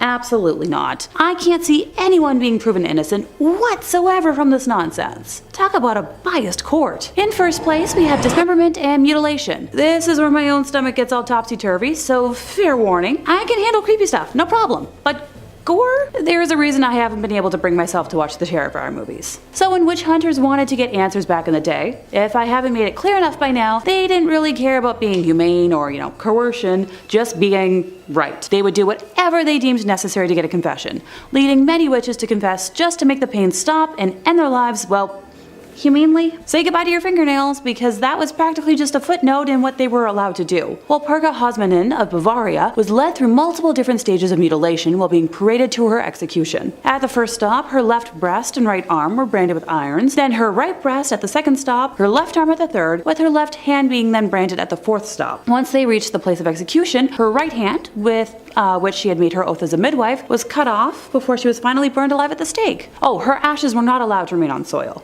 but they were just, dumped in a stream. Probably the most extreme extent of this was a punishment normally reserved for killers, but exceptions were made for witches who confessed without torture to crimes deemed brutal enough for it. Are y'all ready for this? The offender would be strapped to 4 horses, with one arm or leg attached to each separate horse, and then on command, the horses would start running and rip the offender's arms and legs off. The person would die somehow, and painfully, through life source and limb loss. Number 3, dunking. Dunking was a cruel and unusual punishment employed during the witch trials that swept through Europe and its colonies in the 16th and 17th centuries, including Northamptonshire, England. This brutal practice, also known as ducking or swimming, was intended to determine an individual's guilt or innocence of witchcraft, but it often resulted in severe physical and psychological suffering. In Northamptonshire and other regions, dunking involved binding the accused witch, often a woman, and lowering her into a body of water, typically a river or pond. The rationale behind this test was rooted in superstition and flawed logic. It was believed that because witches had renounced their baptism, the pure element of water would reject them, causing them to float. If the accused floated, they were seen as guilty of witchcraft. If they sank, they were deemed innocent, but often drowned in the process. Being forcibly dunked into cold water while bound was a terrifying and painful experience. The accused would struggle for air and face the risk of drowning, all while the onlookers watched in morbid anticipation. Dunking was an arbitrary and irrational method of determining guilt. The outcome depended on various factors, such as the accused body's composition and the skill of the dunking implementers. Innocent people could easily be declared guilty, leading to wrongful executions. Despite its cruelty and lack of reliability, dunking persisted in witch trials because it was consistent with the prevailing belief in the supernatural and the desire for swift justice. It was only with the eventual decline of witch hunts and the advent of more rational legal systems that such inhumane practices were abandoned. At number 2, prayer tests. Prayer tests stand as the greatest example of the unjust nature of the witch trials and the persecution of innocent individuals, making it a cruel punishment for anyone put on trial. They were a controversial and often absurd method used during the witch trials to supposedly rule out witches. These tests were grounded in superstition and religious fervor rather than sound evidence. Two notable cases, those of Jane Wenham and George Burroughs, shed light on the use and cruel consequences of such prayer tests during witch trials. Jane Wenham's case is one of the last witch trials in England, occurring in 1712. She was accused of witchcraft in Hertfordshire, and her trial attracted considerable attention due to the changing climate of skepticism regarding witch trials. One of the methods employed to test her guilt or innocence was the prayer test. In Wenham's trial, the prayer test involved having the accused recite the Lord's Prayer without error, usually out of the Bible or other holy texts. It was believed that a witch would be unable to utter the prayer correctly due to their alleged unholy nature. However, this test was deeply flawed and arbitrary, as it ignored the fact that many accused witches were uneducated and might struggle with reading the Lord's Prayer, especially in the intense and stressful environment of a trial. She also underwent dunking in order to test her witchy nature. Fortunately, Jane Wenham was found not guilty, thanks to the rising skepticism surrounding witchcraft. Even when accused of flying, the judge would retort, "Is flying a crime?" Which it isn't. Her case is often cited as a turning point in England's witch trials, as it exposed the irrationality and injustice of such proceedings. But in the case of George Burroughs in 1692, he wasn't so lucky. George Burroughs was one of the individuals accused and executed during the Salem witch trials in colonial Massachusetts. His case highlights how the prayer test was used in the American context. In Burroughs' trial, the authorities used the Lord's Prayer as a test of his innocence. They believed that if he couldn't recite it correctly, he must be a witch. Burroughs, to the astonishment of many, recited the prayer flawlessly, challenging the validity of the test. However, the court, fueled by hysteria and prejudice, dismissed this as a trick of the devil. So much for testing him, right? George Burroughs was ultimately convicted and hanged, illustrating how even when an accused individual passed the prayer test, it did not guarantee their acquittal or protection from the witch hunt's irrationality. So yeah, if you were wanted dead back then, you would be made dead. And at number 1, crushing.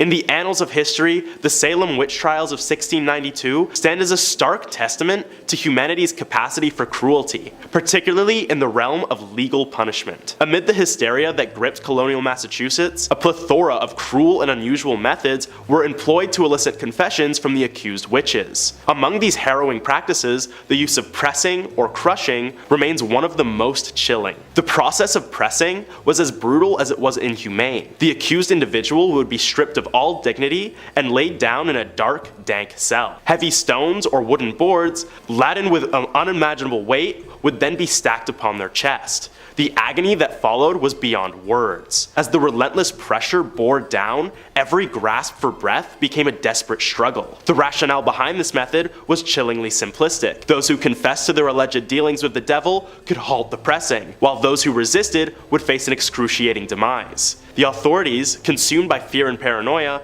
believed that witches, having supposedly consorted with Satan, possessed a supernatural resilience that rendered them impervious to such torment. The cruelty of pressing was evident not only in its physical brutality, but also in its stark absence of due process. Accused witches had no chance to defend themselves, no legal representation, and no recourse to justice. Their fates rested in the hands of accusers and a court swayed by mass hysteria and irrational beliefs. Perhaps the most infamous case of pressing during the Salem witch trials was that of Giles Corey. A resilient and principled man, Corey refused to enter a plea, knowing that doing so would lead to the forfeiture of his property. His stoic resistance, in the face of a slow and agonizing death, made him a symbol of defiance against the unjust trials. In our second place position, we're traveling over to 1662 Scotland, where Isabelle Gaudy, housewife to John Gilbert, residents of the Aldern region, and that's about all we know of her personal life. It is believed that she was tortured before her confession. Methods used at the time included the use of thumb screws, foot roasting, witch pricking to test for a devil's mark, sleep deprivation, or isolation with food and water restrictions. Ugh. The specific details of the original accusation or reason for her confession are unknown, but are believed to be part of a conspiracy to torment the local minister, Harry Forbes, who was a zealous extremist who had a fear of witchcraft. And for a woman who would not have been taught to read or write, she was extremely eloquent. Her first confession confession described an encounter with the devil in the church at night, where she renounced her baptism and the devil put his mark on her shoulder before sucking her blood from it. Other meetings took place at several locations, where she recounted having sexual intercourse with the devil, who she described as a very cold and rough but great man. She detailed his appearance as having forked and cloven feet that were sometimes covered with shoes or boots. Details were given of taking a child's body from a grave and spoiling crops, along with information about covens and where they danced. The coven ate and drank the best of food at houses they reached by flying through the air on magical horses and entered through the windows,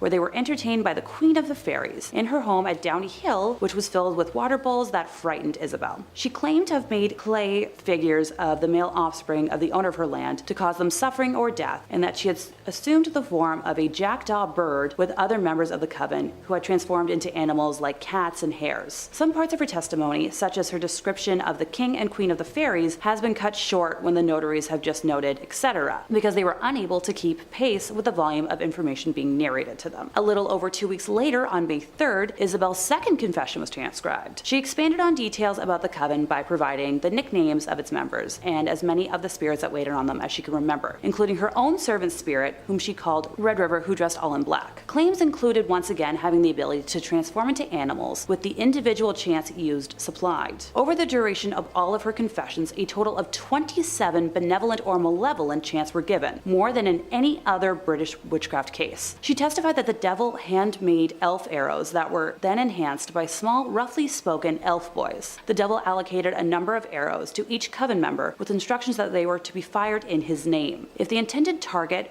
human or animal, was touched by the arrow, she claimed that they would pass, even if wearing protective armor. Spells used to inflict illness and torment on local minister Harry Forbes were also described. On May 15th, Isabelle was brought before her interrogators for a third time. Same as her first two confessions, the transcript begins by detailing her pact with the devil. Taking the information she provided previously about the elf arrows a step further, she revealed the names of those whose lives she had ended, along with supplying names of other coven members with details of who they had unalived. She described an instance where the devil had sent her to run an errand disguised as a hare, and how, well, in that form, she was chased by a pack of dogs until she was able to utter the chant to transform herself back into a human. She mentioned that while dogs could not kill her in that disguise, any marks sustained would still show after returning to human form. Descriptions of dining with the devil, along with salacious details concerning sexual relations with said devil, and broad characteristics of his were chronicled. The fourth and final confession on May 27th was mainly to confirm the three previous testimonies and an attempt to elicit more information about the members of the coven. After the 6 weeks that it took to record her testimonies, the panel of interrogators believed they had enough proof to request a trial from the Privy Council, which was granted. While there is no official record of the exact trial outcome, it is believed that Isabelle would have been found guilty and, following the verdict, would have been transported by cart to Gallow Hill, where she would have been subject to a public strangulation and burning, the posthumous burning, to ensure that she couldn't haunt the community from beyond her grave. Granted, locals to the area claim that she is the Green Lady that can be seen haunting them to this day. Finally, in first place, we have the only male witch on this list, Grigori Rasputin. Close family friend of the last royal Russian family, he was originally introduced to them as a faith healer who could aid their only son, Alexei, who suffered from hemophilia. A self-described mystic and holy man, he was a figure of much debate amongst the royal court, with some describing him as a visionary and prophet, others as a charlatan and scam artist. Historians believe that his scandalous reputation and influence over the Romanovs helped to discredit and overthrow the family. Having taken many pilgrimages to holy monasteries, he developed a reputation as a reverent holy man, gaining a small circle of followers who believed in his miracles, and began leading private prayer meetings, much to the scorn and suspicion of villagers and priests. It was rumored that female followers were ceremonially washing him before each meeting, that the group sang strange songs, and even that they had joined a religious sect whose rituals were rumored to include self-flagellation and sexual orgies. Word of Rasputin's activity and charisma began to spread in Siberia during the early 1900s, where he developed many friendships with high-ranking religious leaders, eventually leading to his introduction to the royal family. It's not certain when Rasputin first acted as Alexei's healer, with the earliest record on date being when he was summoned by Alexandra to pray for Alexei when he had an internal hemorrhage in the spring of 1907, with the young royal healing by the next morning. Due to his closeness with the family, Rasputin was allowed intimate access in situations that governesses to the church children described as inappropriate. One governess in particular was released from her position simply for voicing her concerns about Rasputin being allowed around the children while they were clad in nothing but their nightgown. Another of the nursery governesses claimed in the spring of 1910 that she was seduced into sexual acts against her will by Rasputin, having originally been a devotee of him but was later disillusioned. The Empress refused to believe her and said that everything Rasputin does is holy, later dismissing the governess. It was whispered in society that Rasputin had seduced not only the Tsarina, but also the 4 young Grand Duchesses. Rasputin had released passionate letters written to him by the Tsarina and the 4 young Grand Duchesses that throughout society fueled the rumors. In 1916, a group of nobles led by Prince Felix Yusupov banded together, deciding to assassinate the holy man for his influence over Alexandria and her family. It is said that the prince invited Rasputin to his place shortly after midnight, where he offered the man tea and cakes, which had been laced with cyanide. Rasputin initially refused the cakes, but then began to eat them, and to Felix's surprise, appeared unaffected by the poison. Rasputin then asked for wine, which had also been poisoned, and drank 3 glasses, but still showed no sign of distress. At around 2:30 in the morning, Felix excused himself to go upstairs, where his fellow conspirators were waiting. He grabbed a revolver and returned to the basement, telling Rasputin that he'd better look at the crucifix and say a prayer, referring to the crucifix in the room, and then shot him once in the chest. Rasputin leapt up from the bullet and attacked Felix, who freed himself with some effort and fled upstairs. Rasputin then followed Felix outdoors, where he was shot once again and collapsed into a snowbank. The group of men then wrapped his body in cloth, drove it to the Petrovsky Bridge, and dropped it into the Malaya Nevka River. In our third spot today, we have Mother Shipton. Mother Shipton, otherwise known as Ursula Sonthiel, was born in 1488 England. Legend has it that she was born during a massive thunderstorm and her mother gave birth to her in a cave. Her mother was only 15 at the time and was stuck raising Ursula in that cave by herself. That was until the monastery took her mother in and a local family took Ursula in. Eventually her mom was taken to a nunnery and they never saw each other again. Growing up, Ursula had a hard time fitting in. She had a large crooked nose, her back had a bend in it, and her legs were twisted. So right off the bat, people were like, yeah, she's a witch, just because of her appearance. In fact, people would bully her and call her hag face. Others believed her father was the devil. It didn't help that her mom refused to tell anyone who the father of her child was. So people were like, yeah, for sure, her father's the devil. Not only that, she would spend a lot of time by the cave that she was born in. Now, how did she get the name Mother Shipton? Well, eventually she went on to marry a man named Tobias Shipton, and she took his last name. She eventually did partake in witchcraft and would make magical remedies for the sick. So people called her Mother Shipton because she was like a mother to all. At one point in her life, she became psychic and could see into the future. Soon after, she was called the Narrenborough Witch. She made a living off of predicting and sharing the future with others. Moving on to number 2, we have Isabelle Gaudy. Isabelle Gaudy was a Scottish woman from Aldern, a village near the Scottish Highlands. She is well known in history because in 1662 she confessed to witchcraft and may have been executed. We actually don't know because there's no official record of it, so it's a mystery. Basically, during that time, if you were thought to be a witch, they would torture you until you admitted to being one, even if you weren't actually one. Well, Isabelle's case sparked a lot of interest because she admitted to being a witch willingly without torture or anything. And she went into great detail on everything that she was doing. She gave 4 separate confessions given over a 6-week period. For example, she said she made a pact with the devil and had been engaging in intercourse with him. She also said that she was part of a coven and would cast spells on the community. She claimed she put a curse on some male authority figures who she felt victimized by. She also cursed her landlord for being a pervert and put one on the local church minister. Lastly, she also admitted that she had the ability to turn into animals and that she was interacting with fairies. Over the centuries, a number of people have analyzed Isabelle and have come up with some explanations for her actions. One is that she suffered from psychosis or hallucinations, whereas others think it was a ploy to get maybe a more lenient sentence. But of course, you still have the people who believe that she was an actual witch and did everything that she admitted to doing. And in our number 1 spot today, we have La Voisin. Catherine Montvoisin or Lavoisin was a witch that lived in France in the mid-1600s. Her witchcraft mainly comprised of mixing and creating potions, poisons, and medicines. She also would tell people their fortunes and would hold black masses where people could come and make contact with the devil through her. It started off with her just providing palm readings and advice for people, but then she realized that her clients were mainly women who were coming to her with spousal problems. A number of them wanted their husband dead, so she started creating the potions to help them kill their husbands and gain fortune. Then things started to get darker and darker. She began practicing dark magic and witchcraft. This involved her leading a number of satanic rituals in the catacombs under her home. One time she even spilled the blood of an innocent victim as a sacrifice for the devil. Eventually, Catherine was arrested for practicing witchcraft and for being involved in a number of murders. She was publicly burned at the stake in 1680. Moving on, number 3, we have Elizabeth Jackson. The trial of Elizabeth Jackson was a pretty complex one. It seemed as if she was just an innocent woman whose neighbors wanted to get rid of her, so they created this elaborate story that she was a witch. So this took place in the mid-1600s. Elizabeth Jackson, or Elizabeth Howe, was accused of bewitching a 14-year-old girl named Mary Glover. At her trial, a woman named Elizabeth Burgess came forward being like, "Yeah, I witnessed her bewitch this poor young girl."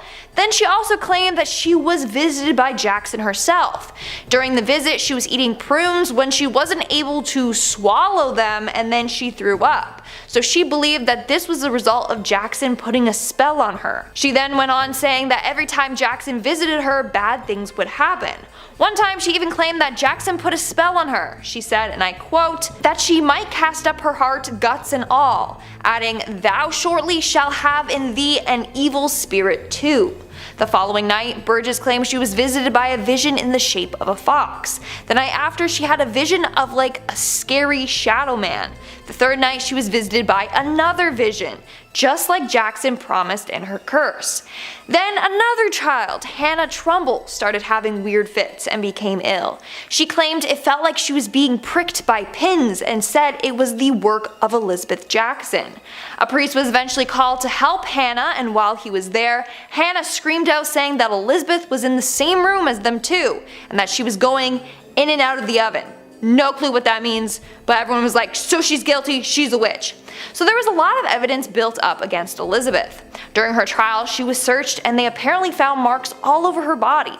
An article said, and I quote, "Under the hands of the woman, marks were found in diverse places of her body. These marks were determined to be unlikely to grow of any disease, but rather more like the marks which are described to be in witches' bodies." On July 19, 1692, she was executed by hanging. Dude, Old English is messed up. In our second spot today, we have Marie Lamont. In 1662, Marie Lamont was tried and confessed to being a witch. So this all went down during the reign of Charles II, just after the whole big witch craze that happened in the UK. Now, her case was unusual for one main reason. She was only 13 years old. But apparently she renounced her Christian faith and then got baptized by the devil. She even went on to confess to having intimate relations with the devil on multiple occasions. Apparently her and a number of other witches would meet up at night and would mingle with the devil. The devil would appear to them as a shape of a dark man with hooved feet. Other times he would appear as a brown dog. The group would then throw stones into the sea with the intention of hitting and sinking ships, all at the command of the devil. At her trial in 1662, she was accused of shape-shifting into a cat and using her magic to steal milk. This included placing a mug under the cow's udders and saying, "In God's name, God send us milk. God send it and lots of it." And apparently it worked. I don't know. Furthermore, when she was searched at her trial, they found a mark on the right side of her body. Marie claims that this was from the devil nipping at her. Due to all the evidence stacked up against her, she was found guilty and burned at the stake. And in our number 1 spot today, we have Annabelle Stewart. Annabelle Stewart was tried in 1678 Scotland after being accused of being a witch. But they didn't have much against her. Apparently, she was taught witchcraft by a local beggar, Catherine McTarget. Now, they thought she was a witch because she was a beggar and was greedy. When people would give her money, she would demand more. If people didn't give her money, she would threaten them and tell them that bad things were coming their way. Plus, when people did call her a witch, she never denied it. She just kind of went with the flow. So people thought she was one. Now, back to Annabelle. So they thought that Catherine was her teacher of witchcraft, and then she was imprisoned. During her trial, it was revealed that she had a mark on her arm. She confessed that she received that mark from the devil. She was found guilty and she was going to be executed, but she was underage. So instead, they decided to fix her instead of kill her. They moved her to Glasgow and was looked after by ministers. There she would pray with them daily and follow their spiritual practices. Number 3, the Munich Manual of Demonic Magic. Try saying that 5 times fast. The MMDM, or Liber Incantationium Exorcium et Fascinatum Variarum, is a 15th century grimoire manuscript.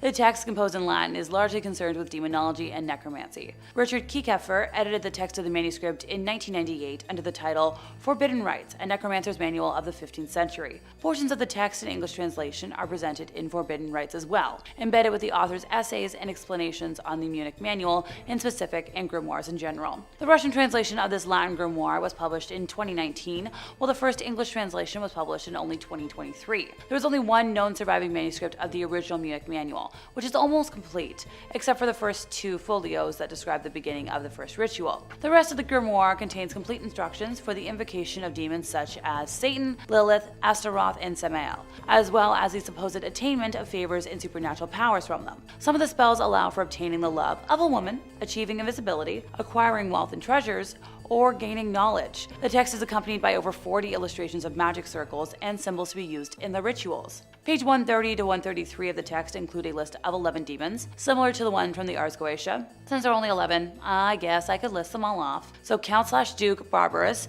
Duke Casson, President/Count Odious, King Curson, Duke Alugar, Prince Daob, President Volak, Duke Generan, Marquise Tuvaris, President Hani, and Marquise Sukax. I promise I did my best with pronunciations today, folks. I'm a little sleepy. Most of the text is in Latin, with the exception of the 2 appended materials in German and Italian, which, hey, makes sense to me. Number 2, the Grimorium Verum. Yep, I've already mentioned it today. I know. The Grimorium Verum, which is Latin for true grimoire, is an 18th century grimoire attributed to one Alibek the Egyptian of Memphis, who wrote it in 1517. And like many of the other ones on today's list, it does claim a tradition originating with King Solomon. The grimoire is not a translation of an earlier work, with its original appearing in French or Italian in the mid-18th century, as noted already by A.E. Waite, who discussed the work in his book of ceremonial magic in 1911, stating the date specified in the title of the Grimorium Verum is undeniably fraudulent, since the work belongs to the middle of the 18th century and Memphis is Rome. One version of the grimoire was included as the Clavicles of King Solomon, Book 3, in one of the French manuscripts S. L. MacGregor Mathers incorporated in his version of the Key of Solomon, but it was omitted from the key with his explanation.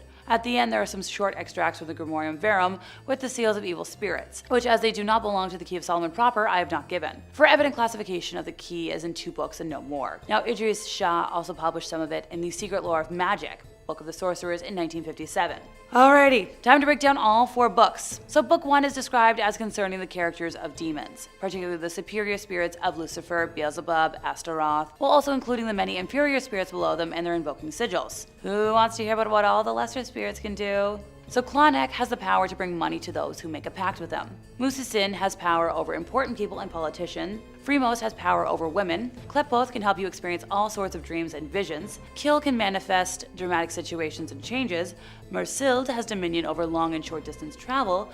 Clistherd can create confusion or enlightenment, depending on what you want or need. Sirkad can make you see all sorts of natural and supernatural creatures. Hickpath can make a person think of you, no matter how far or distant they may be. Humots can bring you any book you desire. Sigal will cause all sorts of prodigies to appear. Frucissiere can teach you the art of necromancy. Gouland causes all illnesses. Surgat can create every kind of opportunity for advancement. Morel can help you move about unseen. Fruitimiere prepares all kinds of feasts for you. Husi Taragaraz causes sleep in the case of some and insomnia in others. It tempted. I could use a good night's sleep. Book 2 is simply described as being of planetary hours, so I'll leave it up to y'all to interpret what you think that means. Book 3 is the preparation of the operator, or more simply put, how to prepare for a summoning. Book 4 contains the Sanctum Regnum, called the Royalty of Spirits or the Little Key of Solomon, a most learned Hebraic necromancer and rabbi. This book contains various combinations of characters whereby the powers can be invoked or brought forth whensoever you may wish. each according to his faculty. Number 1, Shams al-Marif. So, Shams al-Marif or Shams al-Marif Walata If al-Arif is a 13th century grimoire centered on Arabic magic and claimed to be a manual for achieving esoteric spirituality. I apologize from the bottom of my heart if I butchered that pronunciation anyway. I promise I did practice. It was written by the scholar Ahmad al-Buni, who wrote it while living in Algeria, and he passed around 1225 Common Era. This book is a patchwork of bits and pieces of al-Buni's authentic works and texts by other authors. Scholars like Ibn Taymiyyah have criticized the book and labeled al-Buni as a deluded devil worshipper. Good to know that across all religions over time, some things never change. In terms of more modern examples, that was a common assumption from Ed and Lorraine Warren, probably the most famed demonologists of all time. Personally, I believe half of what they investigated was real, and the other half was them just making a living, which at the end of the day, I have to give some respect to. Well, minus viewing alternate lifestyles outside of Christianity as a sin. Pardon me, I got a little sidetracked here.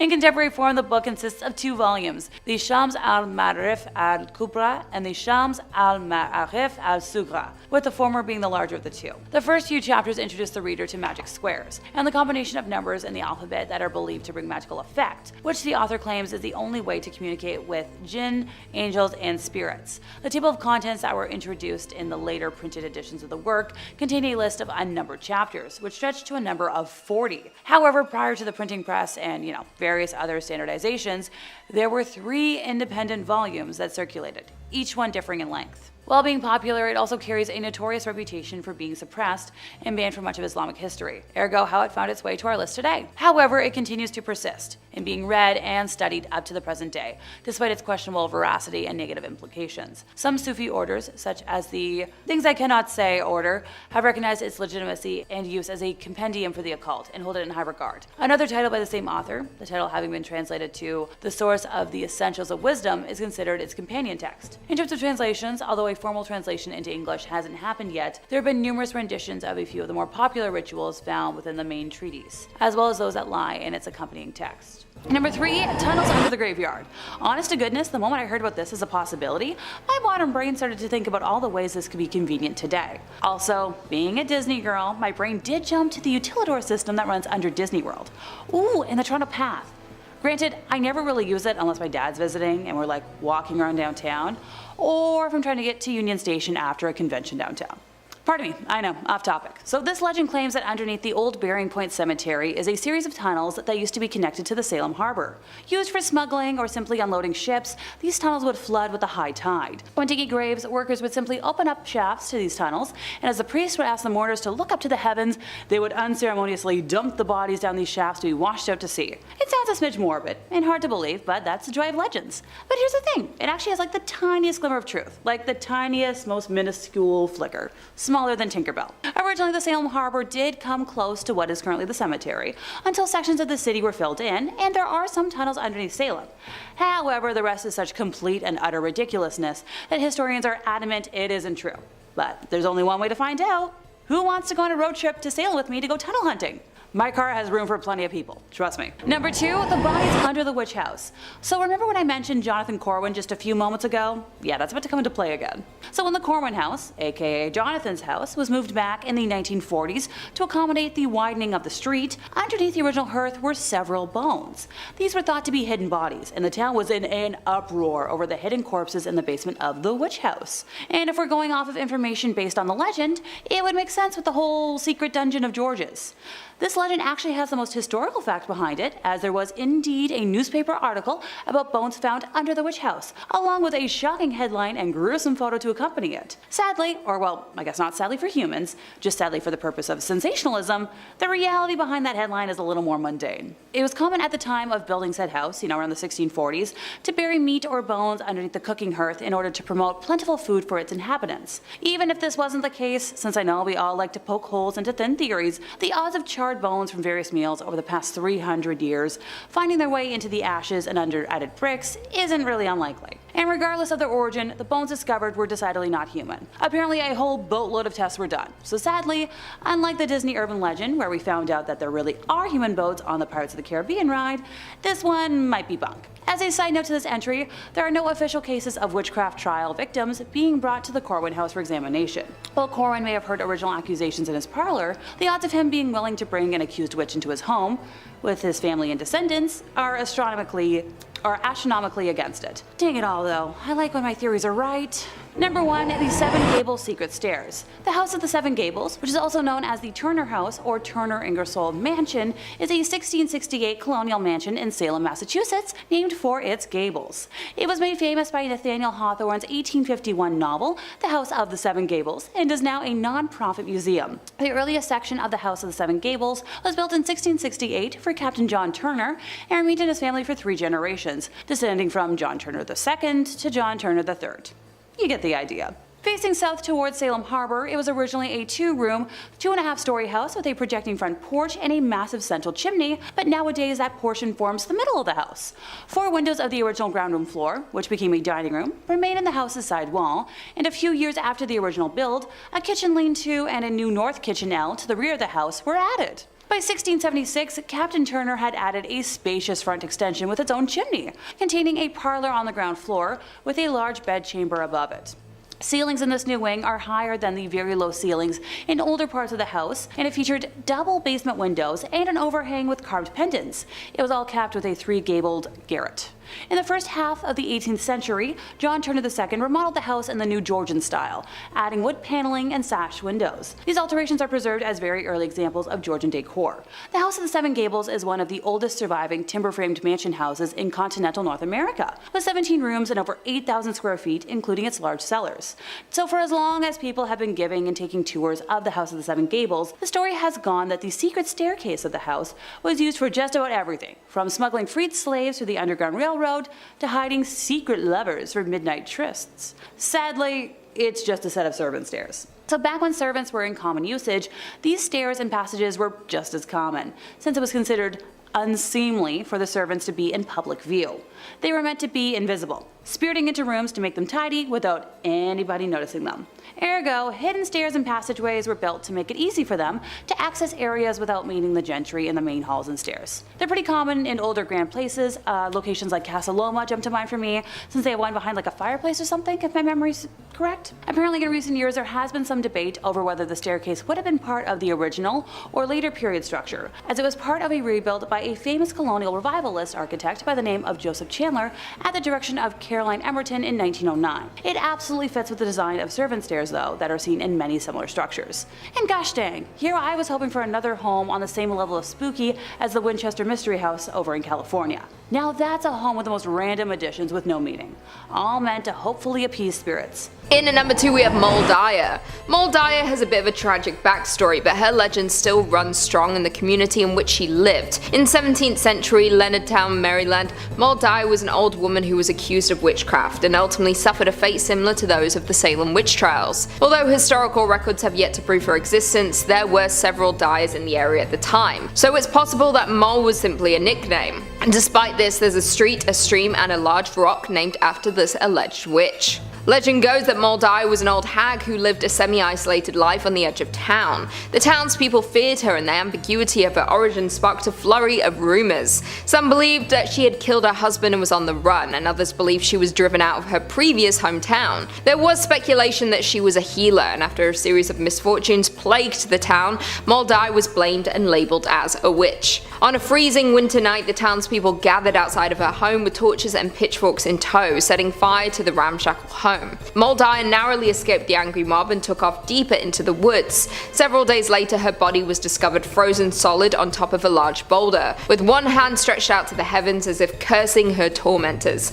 In the years after her passing, they say that the lands became uncharacteristically barren, livestock died, and the men responsible for leading the mob suffered bouts of terrible luck. Today, Moll Dyer is said to haunt the lands in which she died and can be found on the coldest of winter nights. The imprint of her body is apparently still embedded on the rock that she died on and is even on display in the town. Many believe that Moll Dyer partially served as an inspiration for the entity from the Blair Witch Project. We all know how that ends, so I would not recommend summoning Moll Dyer. And finally, in at number 1 we have the Bell Witch. In the top spot is none other than the infamous Bell Witch. The legend of the Bell Witch haunting is a staple in southern United States folklore. folklore, and a terrifying story at that, so terrifying that it even captured the attention of a US president. In the early 1800s, John Bell and his family settled in Tennessee on 320 acres of farmland along the Red River. For their first 10 years, their life was good until one day things changed. Strange paranormal occurrences began to plague the family. They would hear pounding on the walls, chains rattling, and John Bell even saw a peculiar and unnatural looking creature. It had the head of a rabbit and the body of a dog. The haunting progressed, and soon the entity was snatching blankets off of the children as they slept, and even began to develop a voice. The family would hear faint whisperings and what sounded like an old woman singing hymns. The activity only got worse, and the entity began attacking the Bell's youngest daughter, Betsy Bell, leaving welts and handprints all over her face and body. Its voice strengthened over time, and they would hear it quoting scripture, carrying on intelligent conversations, and still singing hymns. Word of the supernatural phenomena spread like wildfire and even garnered the attention of Andrew Jackson before he became the 7th President of the United States. When Jackson and his men went to investigate the claims, one man from his entourage was allegedly attacked by the Bell Witch and said he felt pins being stabbed into him and was being beaten severely. Some alleged that Jackson later said that he would rather fight the British at New Orleans than fight the Bell Witch. Maybe for good reason too, because John Bell became the main subject of her wrath. The Bell Witch apparently tormented him and caused a steep decline in his health.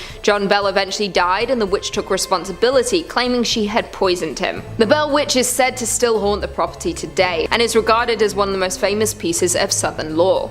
Number 5. Did rye bread cause the witch hunts?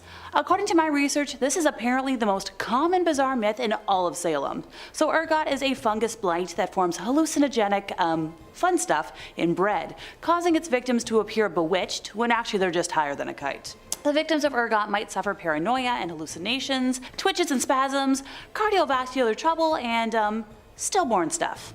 This particular fungus thrives in a cold winter followed by a wet spring and seriously weakens the immune system. Human poisoning due to the consumption of rye bread made from ergot-infected grain was actually pretty common in Europe back in the Dark Ages.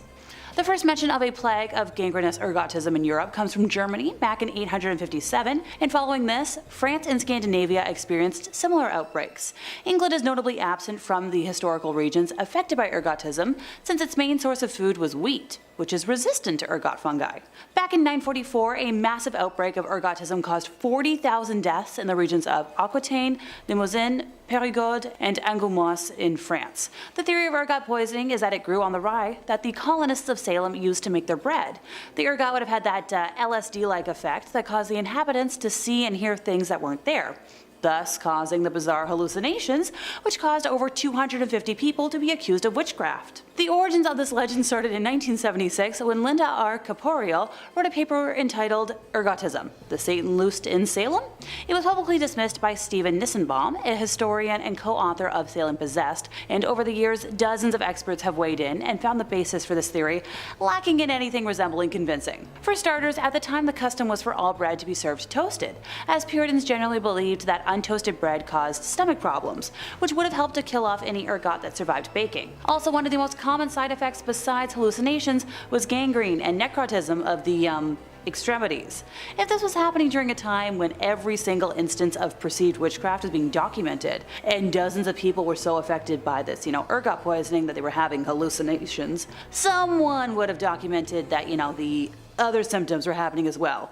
And to my knowledge, the other symptoms weren't as common. Number 4, the ghost of Sheriff George Corwin. So while I've done my best to try and leave the witches themselves off of today's list, since I did promise y'all legends that weren't the trials, you might have picked up by now that most of the legends revolve around the history of the trials in one way or another. There's no escaping it, so make sure you're still buckled up and enjoy. Sheriff Corwin was the most infamous and brutal when it came to interrogating and handling accused witches back in the day, earning himself a nickname for his heinous methods of torment. Oh, you want to know what the nickname was? Well, sadly, I'm not allowed to say it thanks to interweb rules, but it involved hands around necks and lack of air. A building called the Joshua Ward House now stands on top of the land where George lived and died, and many people say that they've seen him in the windows or even felt his hands pressing down around their necks when they're inside the space. In terms of lineage, he was the nephew of witchcraft trials judge and witch house owner Jonathan Corwin. He's most famously known for the case of Giles Corey, who endured peine forte et dure, or a pressing of stones upon his chest for 3 days, while Sheriff Corwin repeatedly asked him to enter an official plea before his God and country, which Corey had refused to do so in court. According to the legend, George was so sadistic sadistic and enjoyed tormenting folks so much that he had a secret dungeon below his home, where he could carry out his fiendish desires whenever he wished. Now that we have the legend part of this out of the way, time to consult the history books for the factual side of things. The actual cases of George tormenting the accused are documented, but are far fewer than have actually been attributed to him. In the case of Giles Corey, who had pleaded innocent but refused to use the official phrasing, likely to delay proceedings and cause trouble for the court and judges that he was furious with, his punishment was technically illegal by the original Massachusetts law. The Body of Liberties Act of 1641 forbade extreme harm, and while the Body of Liberties was officially replaced by the Provincial Charter in 1691, aka the year the witchcraft hysteria began, it was still very much upheld in spirit during this time, and George performing these acts was not seen as appropriate. It may have even led to Governor Phipps, paying more attention to the trials and to disband the court of Oyer and Terminer that he himself had set up. Also, if he had actually had his own personal dungeon for illegal bad things, there would have had to have been multiple cover-ups, and there isn't really proof of that during a time when everything was documented. At the end of the day, there isn't proof he did, or didn't, so let me know in the comments where you stand on this. Should be scary enough on its own, but time to elaborate, I suppose. These manuscripts were believed to be written in the early 1900s, as their first library appearance was around the 1920s. These books originated when a Wiccan high priestess called Persephone Adrasta Irene recorded her family's spiritual history of being an American witch of Swedish and English ancestry. These manuscripts record Persephone's witchy history that she reworked all through her adult life, incorporating her mother's grimoire into them as well. The first book contains around 250 pages of spells, incantations, curses, and enchantments, as well as corresponding information on gems, planets, rites, potions, and even exorcisms. The second book includes around 150 to 200 pages of alchemy and chemistry recipes, cures, perfumes and balms, nerve tonics, and even hairspray recipes. I could use that. The first book is believed to carry the curse heavier than its counterpart, as Persephone's spells are believed in Wiccan culture to contain more power than most other records due to the embodiment of herself within them. Originally, the books belonged to Alice Montserrat, the wife of Isabelle Gaudy, who moved to the UK in the 1920s to work with famous occult writer Aleister Crowley. If you know, you know. Later on, they both went on to work with the Golden Dawn Order and printed their works and publications as occultism raised into the modern world. Though Montserrat did little reporting on the cursed lore over these books, she did make notes as to why she and others within the order believed the curse carried some serious weight. She made a note to an inscription warning all those who read it, saying, "To those not of the craft, the reading of this book is forbidden. Proceed no further, or justice will exact a swift and terrible retribution, and you will surely suffer at the hand of the craft." This was written not only in English, but other languages as well, to ensure the reader be heavily warned to keep away. To this day, copies of the Untitled Grimoires can be bought from M. Benjamin Catt's Fine Books and Rare Manuscripts in Toronto. They still come with a high warning for all non-believers within Wiccan or pagan beliefs to shy away from them because of the cursed lore within and surrounding their pages. As tempting as it might be to acquire a copy, since that is a place I could technically travel to, I don't want to risk fate. My life is crazy enough. Trust me. Number 4, the Grand Grimoire. Yep, it's a black magic grimoire, and for reference, because I don't think I elaborated last time, a grimoire is a textbook of magic. It typically includes instructions on how to create magical objects like talismans and amulets, how to perform magical spells, charms, and divination, and how to summon or invoke supernatural entities such as angels, spirits, deities, and demons. In many cases, the books themselves are believed to be imbued with magical powers, although in many cultures, other sacred texts that are not grimoires, such as the Bible, have been believed to have supernatural powers intrinsically. The only contents found in a grimoire would be information on spells, rituals, the preparations of magical tools, and lists of ingredients and their magical counterparts. In this manner, while all books of magic could be thought of as grimoires, not all magical books should be thought of as grimoires. Different editions date the specific one to 1521, 22, or 1421, but it was probably written during the early 19th century. Some experts suggest that 1702 is when the first edition may have been created as a Bibliothèque Bleue version, similar to a chapter book, since that version was published in 1750. The introductory chapter was authored by Antonio Veneziana del Rabina, who gathered his information from original writings of King Solomon. Much of the material of this grimoire derives from the Key of Solomon and Lesser Key of Solomon, which are grimoires attributed to, you guessed it, King Solomon. Known as Le Dragon Rouge, or the Red Dragon, this book contains instructions on how to summon Lucifer, or Lucifer Focal, for the purpose of forming a deal with the devil. The 19th century French occultist Eliphas Lévy, author of Dogmes et Rituels de la Haute Magie, claimed the contemporary edition of Le Dragon Rouge was a counterfeit of a true older Grand Grimoire. and I love petty historical spats. The overall work is divided into 2 books. The first book contains instructions for summoning a demon and for the construction of tools with which to force the demon to do one's bidding. Now the second book is divided further into 2 parts. The Sanctum Regnum et Secret de la Magie du Grand Grimoire. The Sanctum Regnum contains instructions for making a pact with the demon, allowing one to command the spirit without the tools required by book 1 but at a greater risk. Secrets contain simple spells and rituals one can employ after having performed the ritual of the first book. Some editions contain a short text between these 2 parts, known as Le Secret Magique ou Le Grand Art de Pouvoir Parler aux Morts, or in English, The Magic Secret or the Grand Art of Being Able to Speak with the Dead, which deals with necromancy. The book describes several demons as well as the rituals to summon them in order to make, a pact with them. It also details several spells for winning a lottery, talking to spirits, being loved by somebody else, making oneself invisible, and more. This book mentions 3 greater demons, which are similarly prioritized in the Grimorium Verum. Sidebar: in the English translation of the work, the demons are referenced by the more generic term of spirits, which is a term I know some modern Satanists prefer. I'm kind of partial to demons. The demons that are mentioned are the Emperor Lucifer, Prince Beelzebub, and Grand Duke Astaroth. Now this book also makes mention of 6 lesser demons, and of course I'm going to mention them all. So we already know Lucifer Schrofocal, Prime Minister, Satan Achia, Commander-in-Chief, Agliarept, Commandant, Fleuruti, Lieutenant General, Sagatanas, Brigadier Major, Nebiros, Marshal, and Inspector General. Coming in at number 5, we have Fra Perchta. This is a terrifying Christmas witch. Christmas is usually a time of togetherness, happiness, celebrations, and lots of food, right? Well, in Austrian and Bavarian tradition, people have a little bit more to fear. Everyone has heard of Krampus, the half-goat, half-demon that punishes misbehaved children at Christmas. But few have heard of the ruthless Fra Perchta. This old hag is not to be underestimated. Perchta is often depicted as a crone with an iron-beaked nose, dressed in rags and sometimes carrying a cane. The other thing she carries is a bit more sinister, a massive knife hidden under her skirt, and she certainly loves to use it. You don't get the nickname Belly Slicer for no reason. Legends say that the witch punishes bad children and rewards the good. Sounds a bit like Santa Claus, however a lump of coal sure beats what her punishment entails. Fra Perchta apparently hates children who are dishonest and will scrape their tongues if they lie. Unfortunately, being an adult won't save you from the Christmas witch. Fra Perchta has a thing about domestic cleanliness and will punish women if their homes aren't clean enough. Ladies also feel her wrath if they leave their flax unspun, but the punishment doesn't seem to fit the crime. By the 12th night, or January 6th, if your home is messy, your flax left unspun, and you didn't leave out a bowl of porridge for her, Fra Perchta will slice open your belly with her long knife, remove your organs, and fill your insides with rocks and straw. So if you want to avoid being disemboweled by Fra Perchta, maybe skip out on summoning her this Christmas.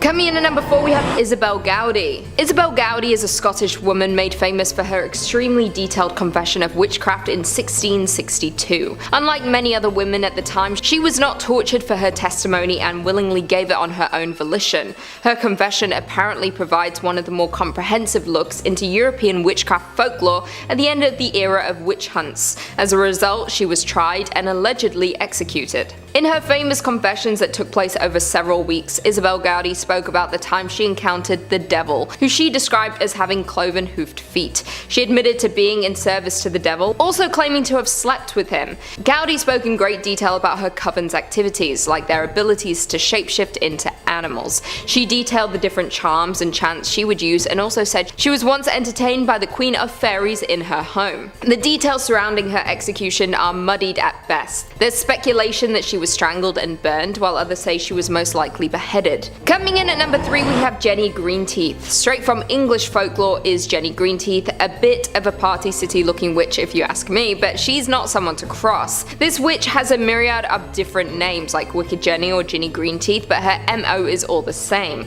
The water-dwelling hag is said to have an affinity for drowning the vulnerable. This legendary witch has a bit of a monstrous appearance with long arms, sharp teeth, and wild hair. Her skin is a grotesque shade of green and resembles duckweed, a type of weed that is one of Britain's most common small water plants. Because of this, she's often associated with ponds and rivers with the weed growing on it, and it's said to be an indicator of her presence. From the 19th century onwards, children have been warned to steer clear from bodies of water, with the threat of Jenny Greenteeth drowning them. It was also said that if they stuck around a pond too long, her long arms would drag them into the water. Elderly folks will also suffer the same fate should they not listen to the warnings. Fun fact, Jenny Greenteeth actually inspired alongside Meg Mucklebones in Ridley Scott's Legend. Kicking us off in 5th place, we have Tituba, one of the first women to be accused of witchcraft during the Salem witch trials of 1692 to 93. It is believed that she was taken from her tribe and forced into slavery in Barbados, where she learned her skills in witchcraft from mistresses and other slaves. When the head of her plantation passed,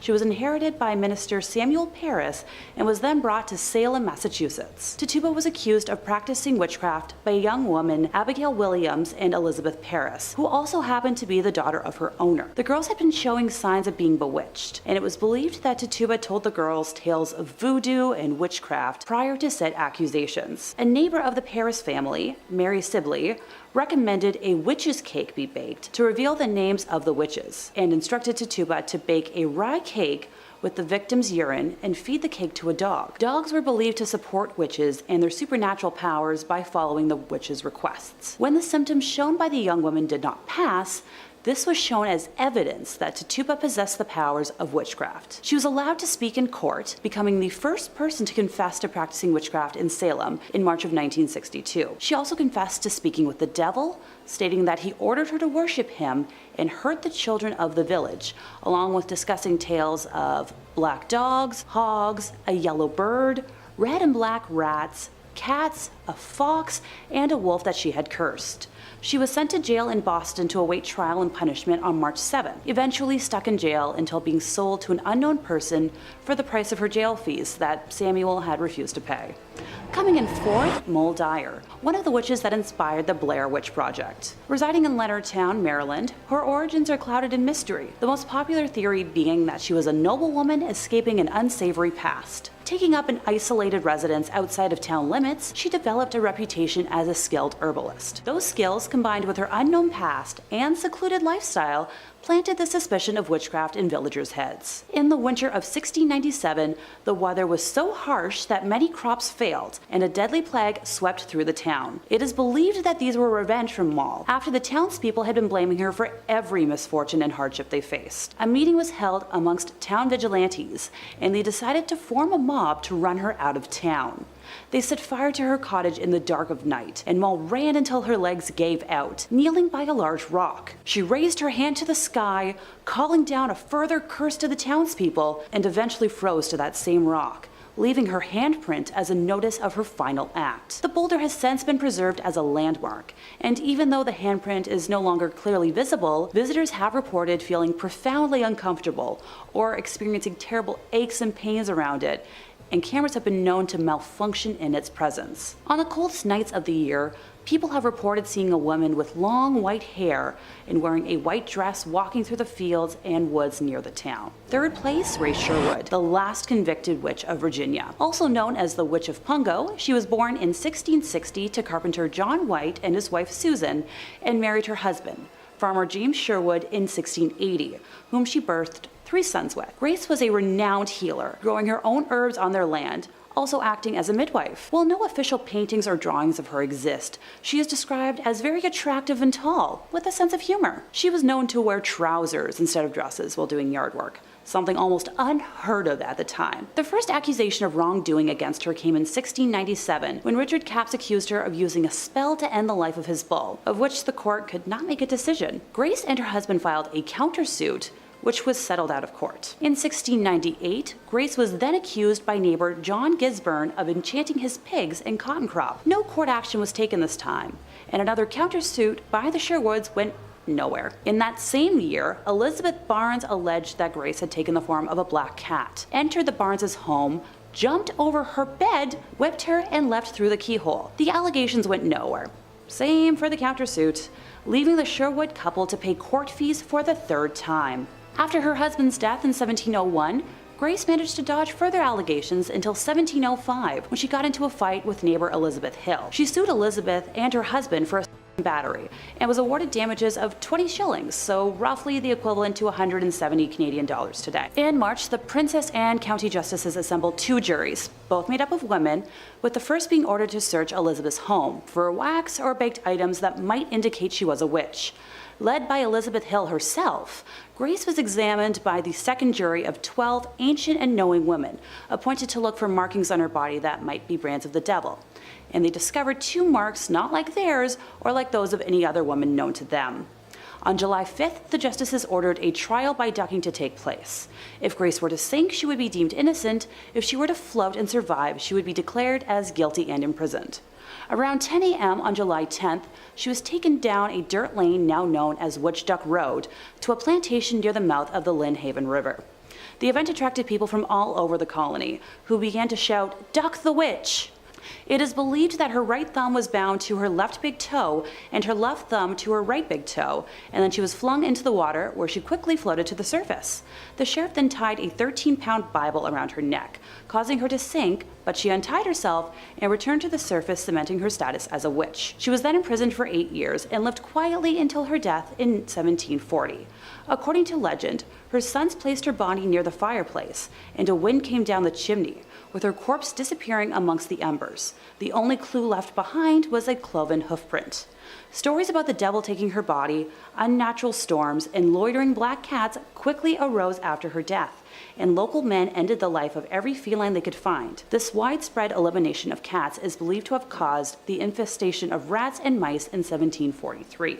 Starting off our list at number 5, we've got The Witch in the Woods from The Witch. While they may seem like a relatively small threat today, witches were extremely scary to the God-fearing population back in the olden days. We find out exactly why in Robert Eggers' directorial debut detailing a New England folktale. The Puritan family is banished from their colony over a religious argument and is left to fend for themselves in the forests beyond. Here, they are tormented by a witch who calls these very woods her home. If the events in this movie are based on accounts of witchery from way back in the 1630s, I can totally understand why people were so up in arms about spellcasting. This witch steals an unbaptized baby, grinds it up, and rubs the ground baby meat all over her body. She curses the family's crops, which cause them to infight and blame each other for some of the magical acts. The twin siblings, creepy on their own, are bewitched and begin to speak with their goat and freak their parents out. The witch induces nightmares and leads to one terrifying dream involving a raven pecking at some living flesh. I'll say no more. The horny pubescent Caleb is seduced, cursed, and left to die of an unknown illness, and by the way, he also vomits up an entire bloody apple. Black Phillip, the family goat, is in cahoots with the witch and gores the dad before inviting Thomasin to live deliciously, which coincidentally is the inspiration for one of my favorite memes of the decade. Mom says it's my turn to live deliciously. All in all, the witch is bad news, and we never really learn too much about her intentions beyond causing chaos and inviting someone new into the coven. Plus, as all good movie baddies do, she represents more than malevolence. She exposes all sorts of fears that surround religious extremism, like the fear of nature and the unknown, the arrogance and pride of the banished father, the crippling self-doubt within all people, and the disintegration of the traditional family when put under stress. Coming in at number 4, we've got Haggis from Pumpkinhead. This ugly number is the old Witch of the Woods from the Pumpkinhead series. She's even scarier than the titular revenge demon. Crazy, I know. Haggis is a cautionary tale of sorts, using our protagonist Ed Harley as a shining example of what not to do.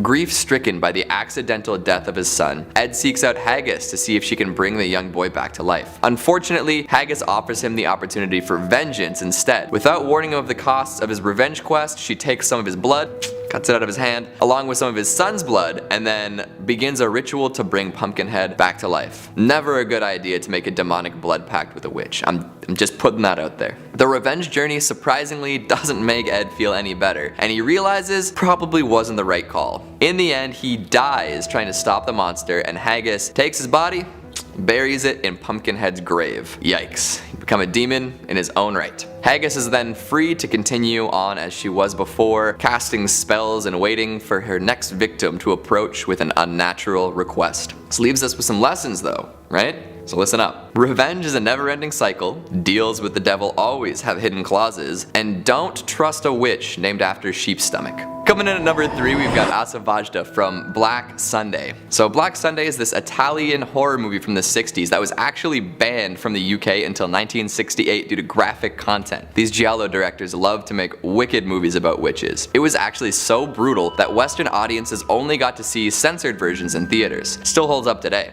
The witch is largely to blame for these insane bouts of violence and gore. Hundreds of years before the plot begins, she was a practitioner of the dark arts along with her lover. They were discovered by her brother and sentenced to death for sorcery. Now you can probably guess what happens next. She curses him and his bloodline. Yes, she would even curse her own family. It's hardcore. Her execution is one of the most brutal I've ever heard of. You ready? Okay. So they take a metal mask with spikes on the inside and they hammer it into her face. And there are 2 extra long spikes just for her eyes. It's like an Iron Maiden, but just made for your dome. Holy crap. Get it? Hundreds of years later, she is accidentally brought back to life by some spilled blood, and so begins her revenge scheme. Using her telepathic powers, she revives her long-dead lover, and they begin to take servants under their control. With the ability to manipulate men through seduction, magic, and a cursed kiss, as well as the power to drain her descendants' life and gain immortality, she is a dangerous spellcaster. So watch out for her, okay? Although I'm sure some of you wouldn't mind being her servant. No judgment. Moving on at number 3, we have Meen Matt's daughter. In July of 1676, Swedish widow Meen Matt's daughter was reported for being a witch. She was reported by her own daughters. They claimed that their mom would abduct a number of children and use them for a number of dark rituals. She was accused during the largest witch trial in Swedish history, the Great Noise. Now, was Meen actually a witch, or were her daughters just looking to get rid of her? Well, sadly, we don't know for sure. She may have indeed been practicing witchcraft, but she wasn't going around abducting kids. That part was never proven. Anyways, when she was put in front of the court, she always maintained her innocence. Her partner, on the other hand, Anna Simon's daughter Hack, was also accused of being a witch and apologized for her wrongdoings. These 2 women were the last victims executed for being witches. Anna was decapitated, but for Meen, well, they decided to burn her at the stake. She was the only witch in Swedish history to have been burned alive. Rumor has it that just before she was burned alive, she cursed both her daughters for eternity and gave them over to the devil. When the flames covered her body, apparently she did not scream, nor did she appear to be in pain. For everyone watching, this was further proof that she was in fact a witch. In our second spot today, we have Dion Fortune. Dion Fortune, born Violet Mary Firth, was a psychiatrist, author, occultist, and witch. For Fortune, it all started at the young age of 4. That's when she claimed she started receiving visions. Apparently, the visions were of her being a priestess in her past life. Then at the age of 20, she suffered a mental breakdown as a result of these psychic attacks, as she called them. During her recovery, she found herself drawn to the occult. From there, she began writing a number of books on the occult and witchcraft. In 1924, she founded a fraternity for people interested in the craft. It was called the Fraternity of Inner Light. In the fraternity, they engaged in a number of different practices and rituals. One was the initiation ritual, where the candidate was introduced to magic and witchcraft. The second was evocation, in which people would learn to harness the powers of witchcraft. Furthermore, Fortune was known for her involvement in the magical Battle of Britain. Basically, a number of British occultists joined together to help during World War II by using their magic. Shortly after the war ended, Fortune passed away. It's believed that her great effort in this battle caused her health to weaken and weaken.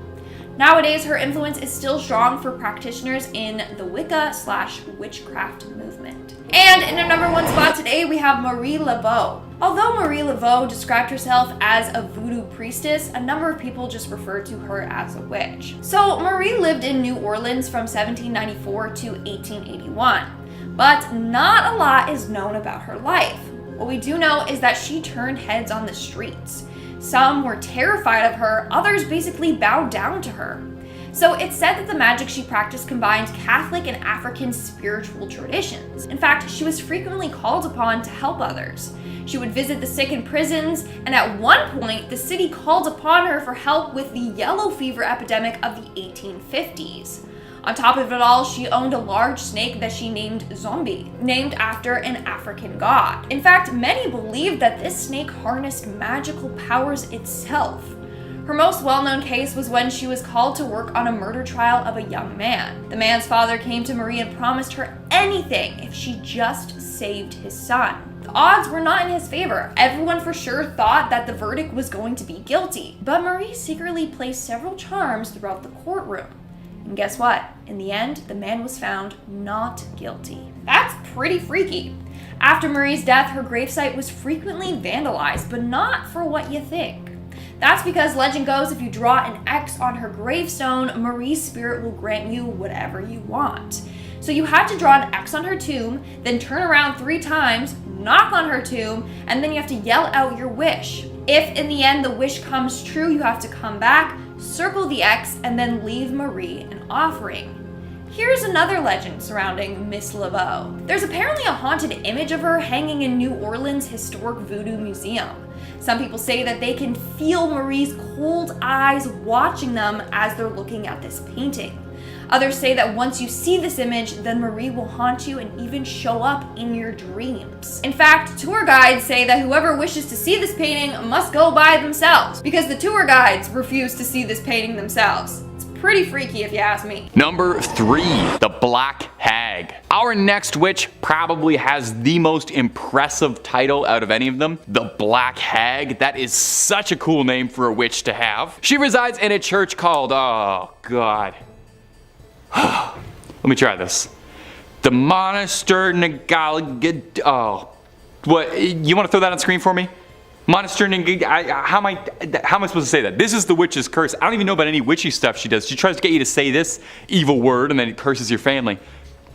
I'm getting a note over here. It says that it's also called the Abbey of the Black Hag. Well, that's what we're going with. We're not calling it that other thing. I'm not doing that. The Black Abbey of the Hag, which as far as I know is the only name this church has ever gone by, was built in 1298. Wow, it's an old church. And was one of the few well-known medieval convents in old Ireland. The remains of the abbey still stand today in a secluded valley, making an already mysterious and supernatural place just that much more atmospheric. The place is called the Abbey of the Black Hag, for God's sakes. You don't name a place that unless it's pretty haunted. Sounds like it's straight out of Dishonored. And while I've got you here, Dishonored 3, when's that happening? Now, it's believed that the last abbess, which is a horrible word, in charge of the abbey practiced witchcraft, and in the scary way. She brought death, misfortune to the surrounding areas. Pope Martin V condemned the abbey. He was not down for witches at all. Catholic Church don't play with witches. The accused witch left to live out in the damp, deserted abbey by herself, which she probably loved because that sounds scary. Over time, her skin blackened, her hair furled, and her soul twisted, leading to the place being named the Abbey of the Black Hag. And if you can believe this, there's actually more to this story. The Count and Countess of Desmond once called the abbey home when attempting to flee their attackers, where the Countess was fatally struck by an arrow and buried by her husband, but it would not be the end of the Countess. Sightings of a ghostly figure around the ruins of the abbey were common, eventually leading to someone digging up worn out finger bones. And it's said now that a woman's panicked shrieking can be heard in the early hours around the abbey. Number 2, the Blair Witch. Perhaps one of the most pervasive witches in pop culture after the Wicked Witch of the West, the Scourge of Maryland, the Blair Witch. Perhaps you saw the very successful 1999 documentary regarding her legend, or maybe you saw one of the 2 middling sequels. According to legends, she haunts the Black Hills Forest near the town of Burkittsville, Maryland. The local folklore states that in the 18th century, a woman named Ellie Kedward was accused of practicing witchcraft. She was chased and exiled out of the township of Blair and condemned to live in the woods, hence the Blair Witch. It's believed that she died out in the surrounding forests in the harsh winter of 1785, but it's also said that she placed a curse on the town moments before her death, vowing to seek revenge on the townspeople and their descendants for generations. And not to split hairs here, but that does actually kind of sound like she was a witch. I'm not saying it was justified in exiling a woman out of her town, just that placing a hex on a town definitely sounds like witchcraft, and I can understand where they were coming from. I'm just trying to understand the scenario, okay? I'm divorced from it. I'm not part of it. I'm just trying to understand it. From here, the legends of Kedward grew into the larger-than-life figure, the Blair Witch. Various disturbing events were attributed to the Blair Witch. Mysterious disappearances, people being lured away into the woods, supernatural phenomena, camera crews disappearing in forests, reports of finding strange hex bags in the surrounding woods filled with strange runes and symbols and remnants of people, hair, teeth, for her to perform wicked rituals? Now, it goes without saying, unless you firmly believed the marketing campaign of the 1999 film, the Blair Witch Project is obviously a movie. While they say it's based on the real story of Ellie Kedward, there is no record of a Blair Township ever having existed. Almost certainly, the Blair Witch's story is inspired in large swaths by the Bell Witch, who we talked about earlier. Although in a kind of unique case, back in the day when the Blair Witch did come out, its marketing was so effective, and in this sort of like pre-early internet area, there were several people who did think it was real. It was a cast of completely unknown actors by a team no one had ever heard of. And on some level, I don't know, maybe to get esoteric with it, what makes an urban legend real? Just us believing in it, right? Do you believe the other 4 stories I've told you more?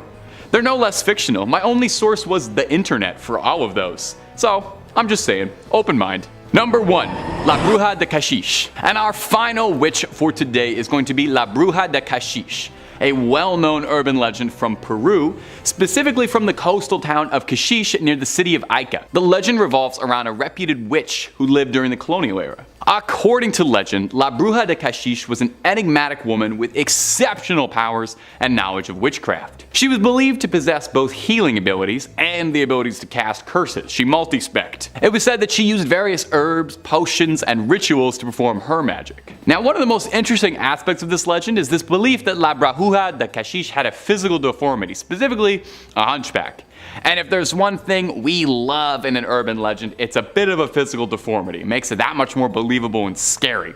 Because someone conventionally unattractive is way scarier than not. Don't blame me, blame our Western views on beauty. I didn't write them, I just perpetuate them. Over time, the legend of La Bruja de Cachiche became intertwined with the history and culture of the town of Cachiche. Local residents and visitors began associating certain landmarks and natural phenomena with their presence. For example, there's a famous gnarled and twisted tree called the Witch's Tree that is said to have been her gathering place. Today, Cachiche has embraced the legend of La Bruja de Cachiche as part of its heritage. The town has a statue of the witch, and there are various festivals and events dedicated to her, and I guarantee you no party goes even half as hard as a party celebrating a local witch. Oh my god, imagine the cauldron stew. The legend has also become a popular tourist attraction, drawing visitors who are interested in the occult, folklore, and statues. In the middle of this scary sandwich, we have Agnes de la Barthe in 3rd place. Born around 1230 in Toulouse, France, she was a noblewoman and a Gnostic Christian, which was a sect that was considered heretical by the Catholic Church. By definition, Gnostic Christian is a term that refers to various branches of early Christianity that claim to have special divine knowledge. They have different views of the Bible, Jesus Christ, salvation, and God compared to traditional Catholics. They have diverse teachings and practices such as Valentinianism, Sethianism, Manichaeism, and Mandaism. Some of them regard Jesus as a human being who became enlightened or Christed, while others see him as a divine being who came to lead humanity back to the light. In 1275, Agnes was accused of having sexual relations with Satan, and she was impregnated by him, giving birth to a baby that had the head of a wolf and a serpent's tail. This being consumed human flesh, and Agnes stole infants to feed it. When she was arrested, she was tortured. Eventually confessed that the accusations were true. She was sentenced to death and burned alive, making her the first in Europe to have her life ended from accusations of witchcraft. Also, fun fact for you, at the time it wasn't illegal to have sexual relations with demons. If you have access to a time machine out there, don't get any ideas. In 2nd place, Perkna Hosmann was a midwife, born sometime between 1510 to 1527, where she lived and worked in Bavaria. Her trial was one of the most ruthless witch trials in Germany. Perkna's life had been unremarkable until her arrest on charges of witchcraft, sorcery, and vampirism in the year 1587. After her arrest, she was subjected to terrible torture. Go figure, until she confessed to her deeds. According to her confession, soon after she became widowed in 1556, when she was working in the field of the city, she had made arrangements to meet a male co-worker for sex in her cottage later that evening. But he had not arrived. Instead, a demon had come dressed in his clothes. She established a relationship with said demon, named Federlin, who made her swear allegiance to the devil and promised to rid her of poverty. Hey, sounds pretty tempting. During her confession, she stated that she had sworn herself to Satan and written it on a contract, and Federlin had then taken her to the real devil and confirmed her contract, after which they had drunk wine, consumed the roasted flesh of young humans, and had sex. And in case I need to clarify, she had intercourse with Federlin, not the devil.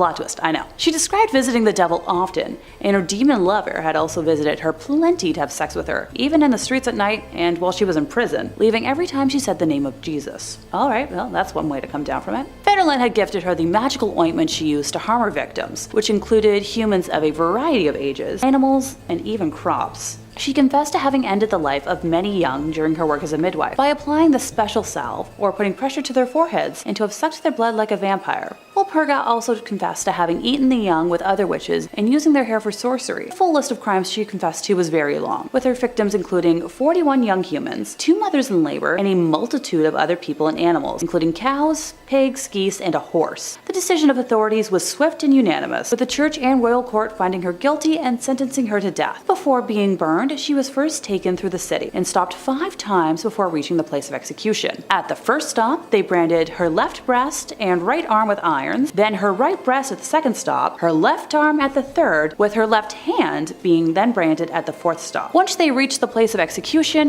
her right hand, with which she had made her oath as a midwife, was cut off before finally being burned alive at the stake. Her ashes were not allowed to remain on soil, but were then dumped in a stream. In first place, we have Gilles Garnier. I swear I don't intentionally plan to name male witches as the worst on my list, but they tend to commit the most heinous acts throughout history. And before anyone wants to try to correct me in the comments again, men have often been named as witches throughout time.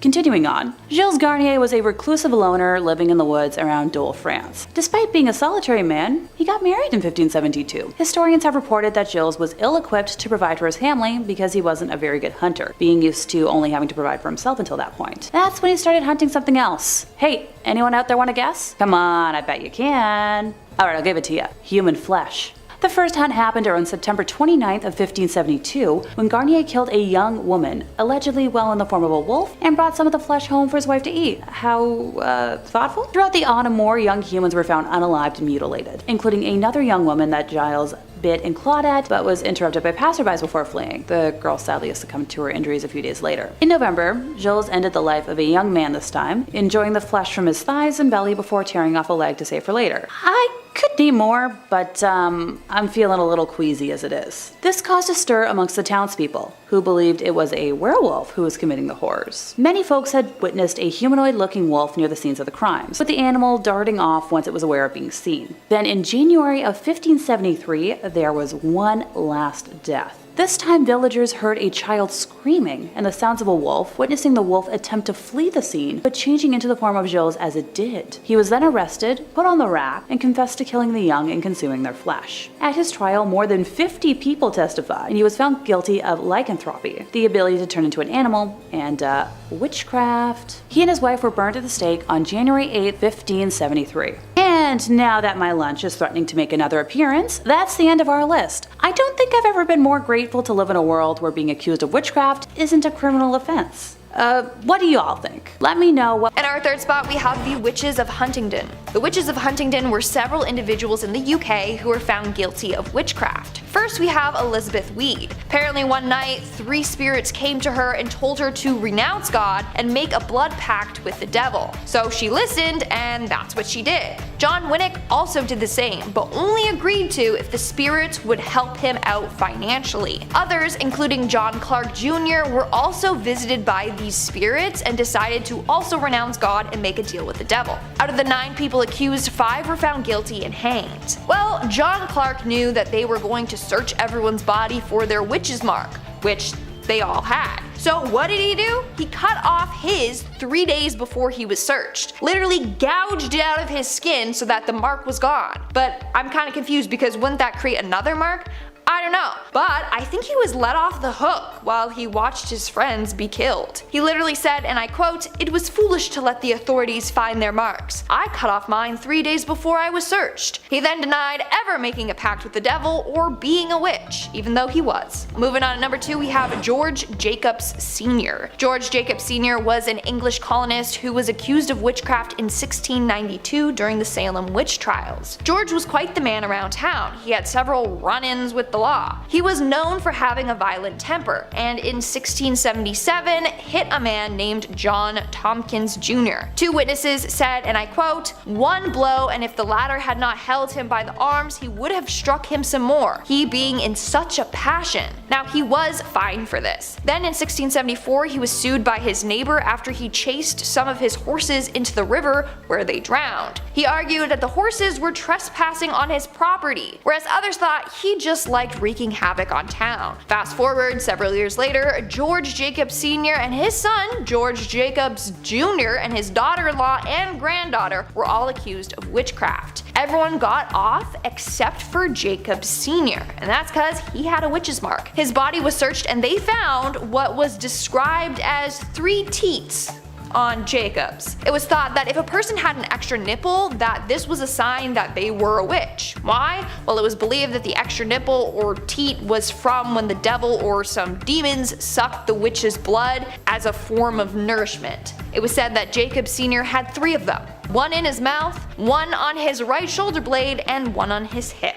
Now, they weren't actually nipples though, it was just a 1/4 inch long fleshy thing protruding from his skin with a sharp point. They proceeded to stick pins in each of them to see what would happen. This was called the witch pricker. Apparently, if you are pricked and you don't have a reaction to getting pricked and you don't bleed, then you are a witch. Well, when they pricked each teat, Jacobs never reacted to it and he didn't even bleed. So he was found guilty on August 5th, 1692 and was sentenced to be hanged along with the other witches. And in our number 1 spot we have Elspeth Rioch. Elspeth Rioch was an alleged witch in Scotland during the early 1600s. When she was 12 years old, she claimed that she was approached by 2 men. One was dressed in all black, the other in green tartan. The man in green told her that if she followed his instructions, that she would be able to obtain magical powers. He told her to boil an egg and use the condensation from cooking the egg and take it and rub it on her eyes with unwashed hands. Sounds like an eye infection to me. He said that this would give her the powers to see and know everything that she wanted. So she followed his instructions and bam, it actually worked. So now I kind of want to go home and try it. I don't know, maybe it will work. And she actually developed clairvoyant skills. When Elspeth was older, she was visited again by the men. This time it was only the man in black. He showed up in her room one night. He told her that he was neither dead nor alive, but trapped between heaven and earth. He also told her that to maintain her magic skills, she needed to act dumb. That way, no one would suspect a thing. They'd be like, she's not a witch, no, she's way too dumb to be one. Well, eventually she was caught. In fact, she got in way more trouble because of her acting dumb. They were all like, she's fully a witch, she tried to trick us, let's kill her. At her trial in March of 1616, she confessed to using her clairvoyant powers to spy on people, and she would also use magical spells to cure illnesses. Furthermore, when they inspected her body, they found a witch's mark. She had what appeared to be a scar in the shape of bite marks on her shoulder. Later she confessed that she was bit by the devil and that was the mark that he left. She was charged with witchcraft and deceiving locals by pretending she was mute. In the end, she was executed by strangulation before having her body burned. Number 2. Gallows Hill. Okay, so we were just talking about what happened to some of the accused during these hysterical trials and all the historical places that saw such violence. One of the most interesting witches tried of that was Giles Corey. Tried as a witch but never hanged. Actually, the old man known as Giles Corey was pressed to death with the judge's orders of him being a strong and stubborn old man and would not for the life of him indulge in the nonsense he was being accused for. He never admitted that he was a witch. Even throughout his torture, they laid him down and put a board on his back and proceeded to stone him to death, piling up stones on the board, resulting in crushing and eventually perishing underneath it. Only took about 4 days. Giles Corey apparently repeatedly yelled more weight, further cementing his plea of not guilty to everyone watching at Gallows Hill. With his last breath, Giles apparently cursed the town of Salem, and this area is now an unearthly hotspot for paranormal activity. The Gallows Hill that most people are aware of is nothing but a baseball diamond, but underneath that baseball diamond, bone fragments and coffins have been found. Interesting, because no witches were ever buried in coffins. Maybe vampires? Giles died from his inflicted torture on September 19th, 1692, just after the 8th anniversary of his wife Mary's passing. Strange sounds emerge from the area at night, including loud knockings, thumpings that wake up neighbors from their bed, and of course, the full-bodied apparition said to walk the grounds yelling in the middle of the night. There have been full-bodied apparitions spotted within the woods, with disembodied voices shrieking in the middle of the night. The disturbingly loud voices yelled throughout the area have had some locals scratching their heads. Is this the ghost of Giles himself, speaking his curse upon the town for all to hear? Shh! Trying to sleep! And coming in at number 1, House of Seven Gables. Locals say the Turner Ingersoll Mansion, or also known as famously the House of Seven Gables, is the most haunted spot in Salem. How many haunted spots are there? Ghosts are just like really competitive. Now a prominent museum, protected in its original form, used for plays and reenactments by the locals, the original structure was simple in nature, with only 2.5 rooms and just under 3 stories tall. By the time of John Turner's death, the prominent merchant, sea captain, and owner of the house, he was one of the most wealthy men in the entirety of Massachusetts. Turner and Ingersoll's House of the Seven Gables is a ghostly reminder of the tormented souls both trying and being tried at the time of the hangings. But the Turner Ingersoll is a reminder for more than just lost shipping fortunes and curses, as it's also a homely reminder of Judge Hawthorne himself and the guilt he inflicted on that town. As records show, Hawthorne may have feigned sympathy for the accused witches, but he never regretted his involvement in their trials or executions.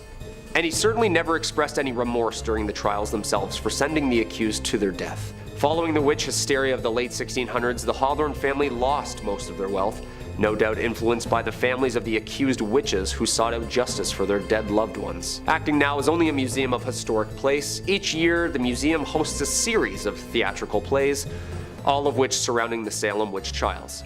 Such plays titled as Legacy of the Hanging, Judge Hawthorne, and Spirits of the Gables.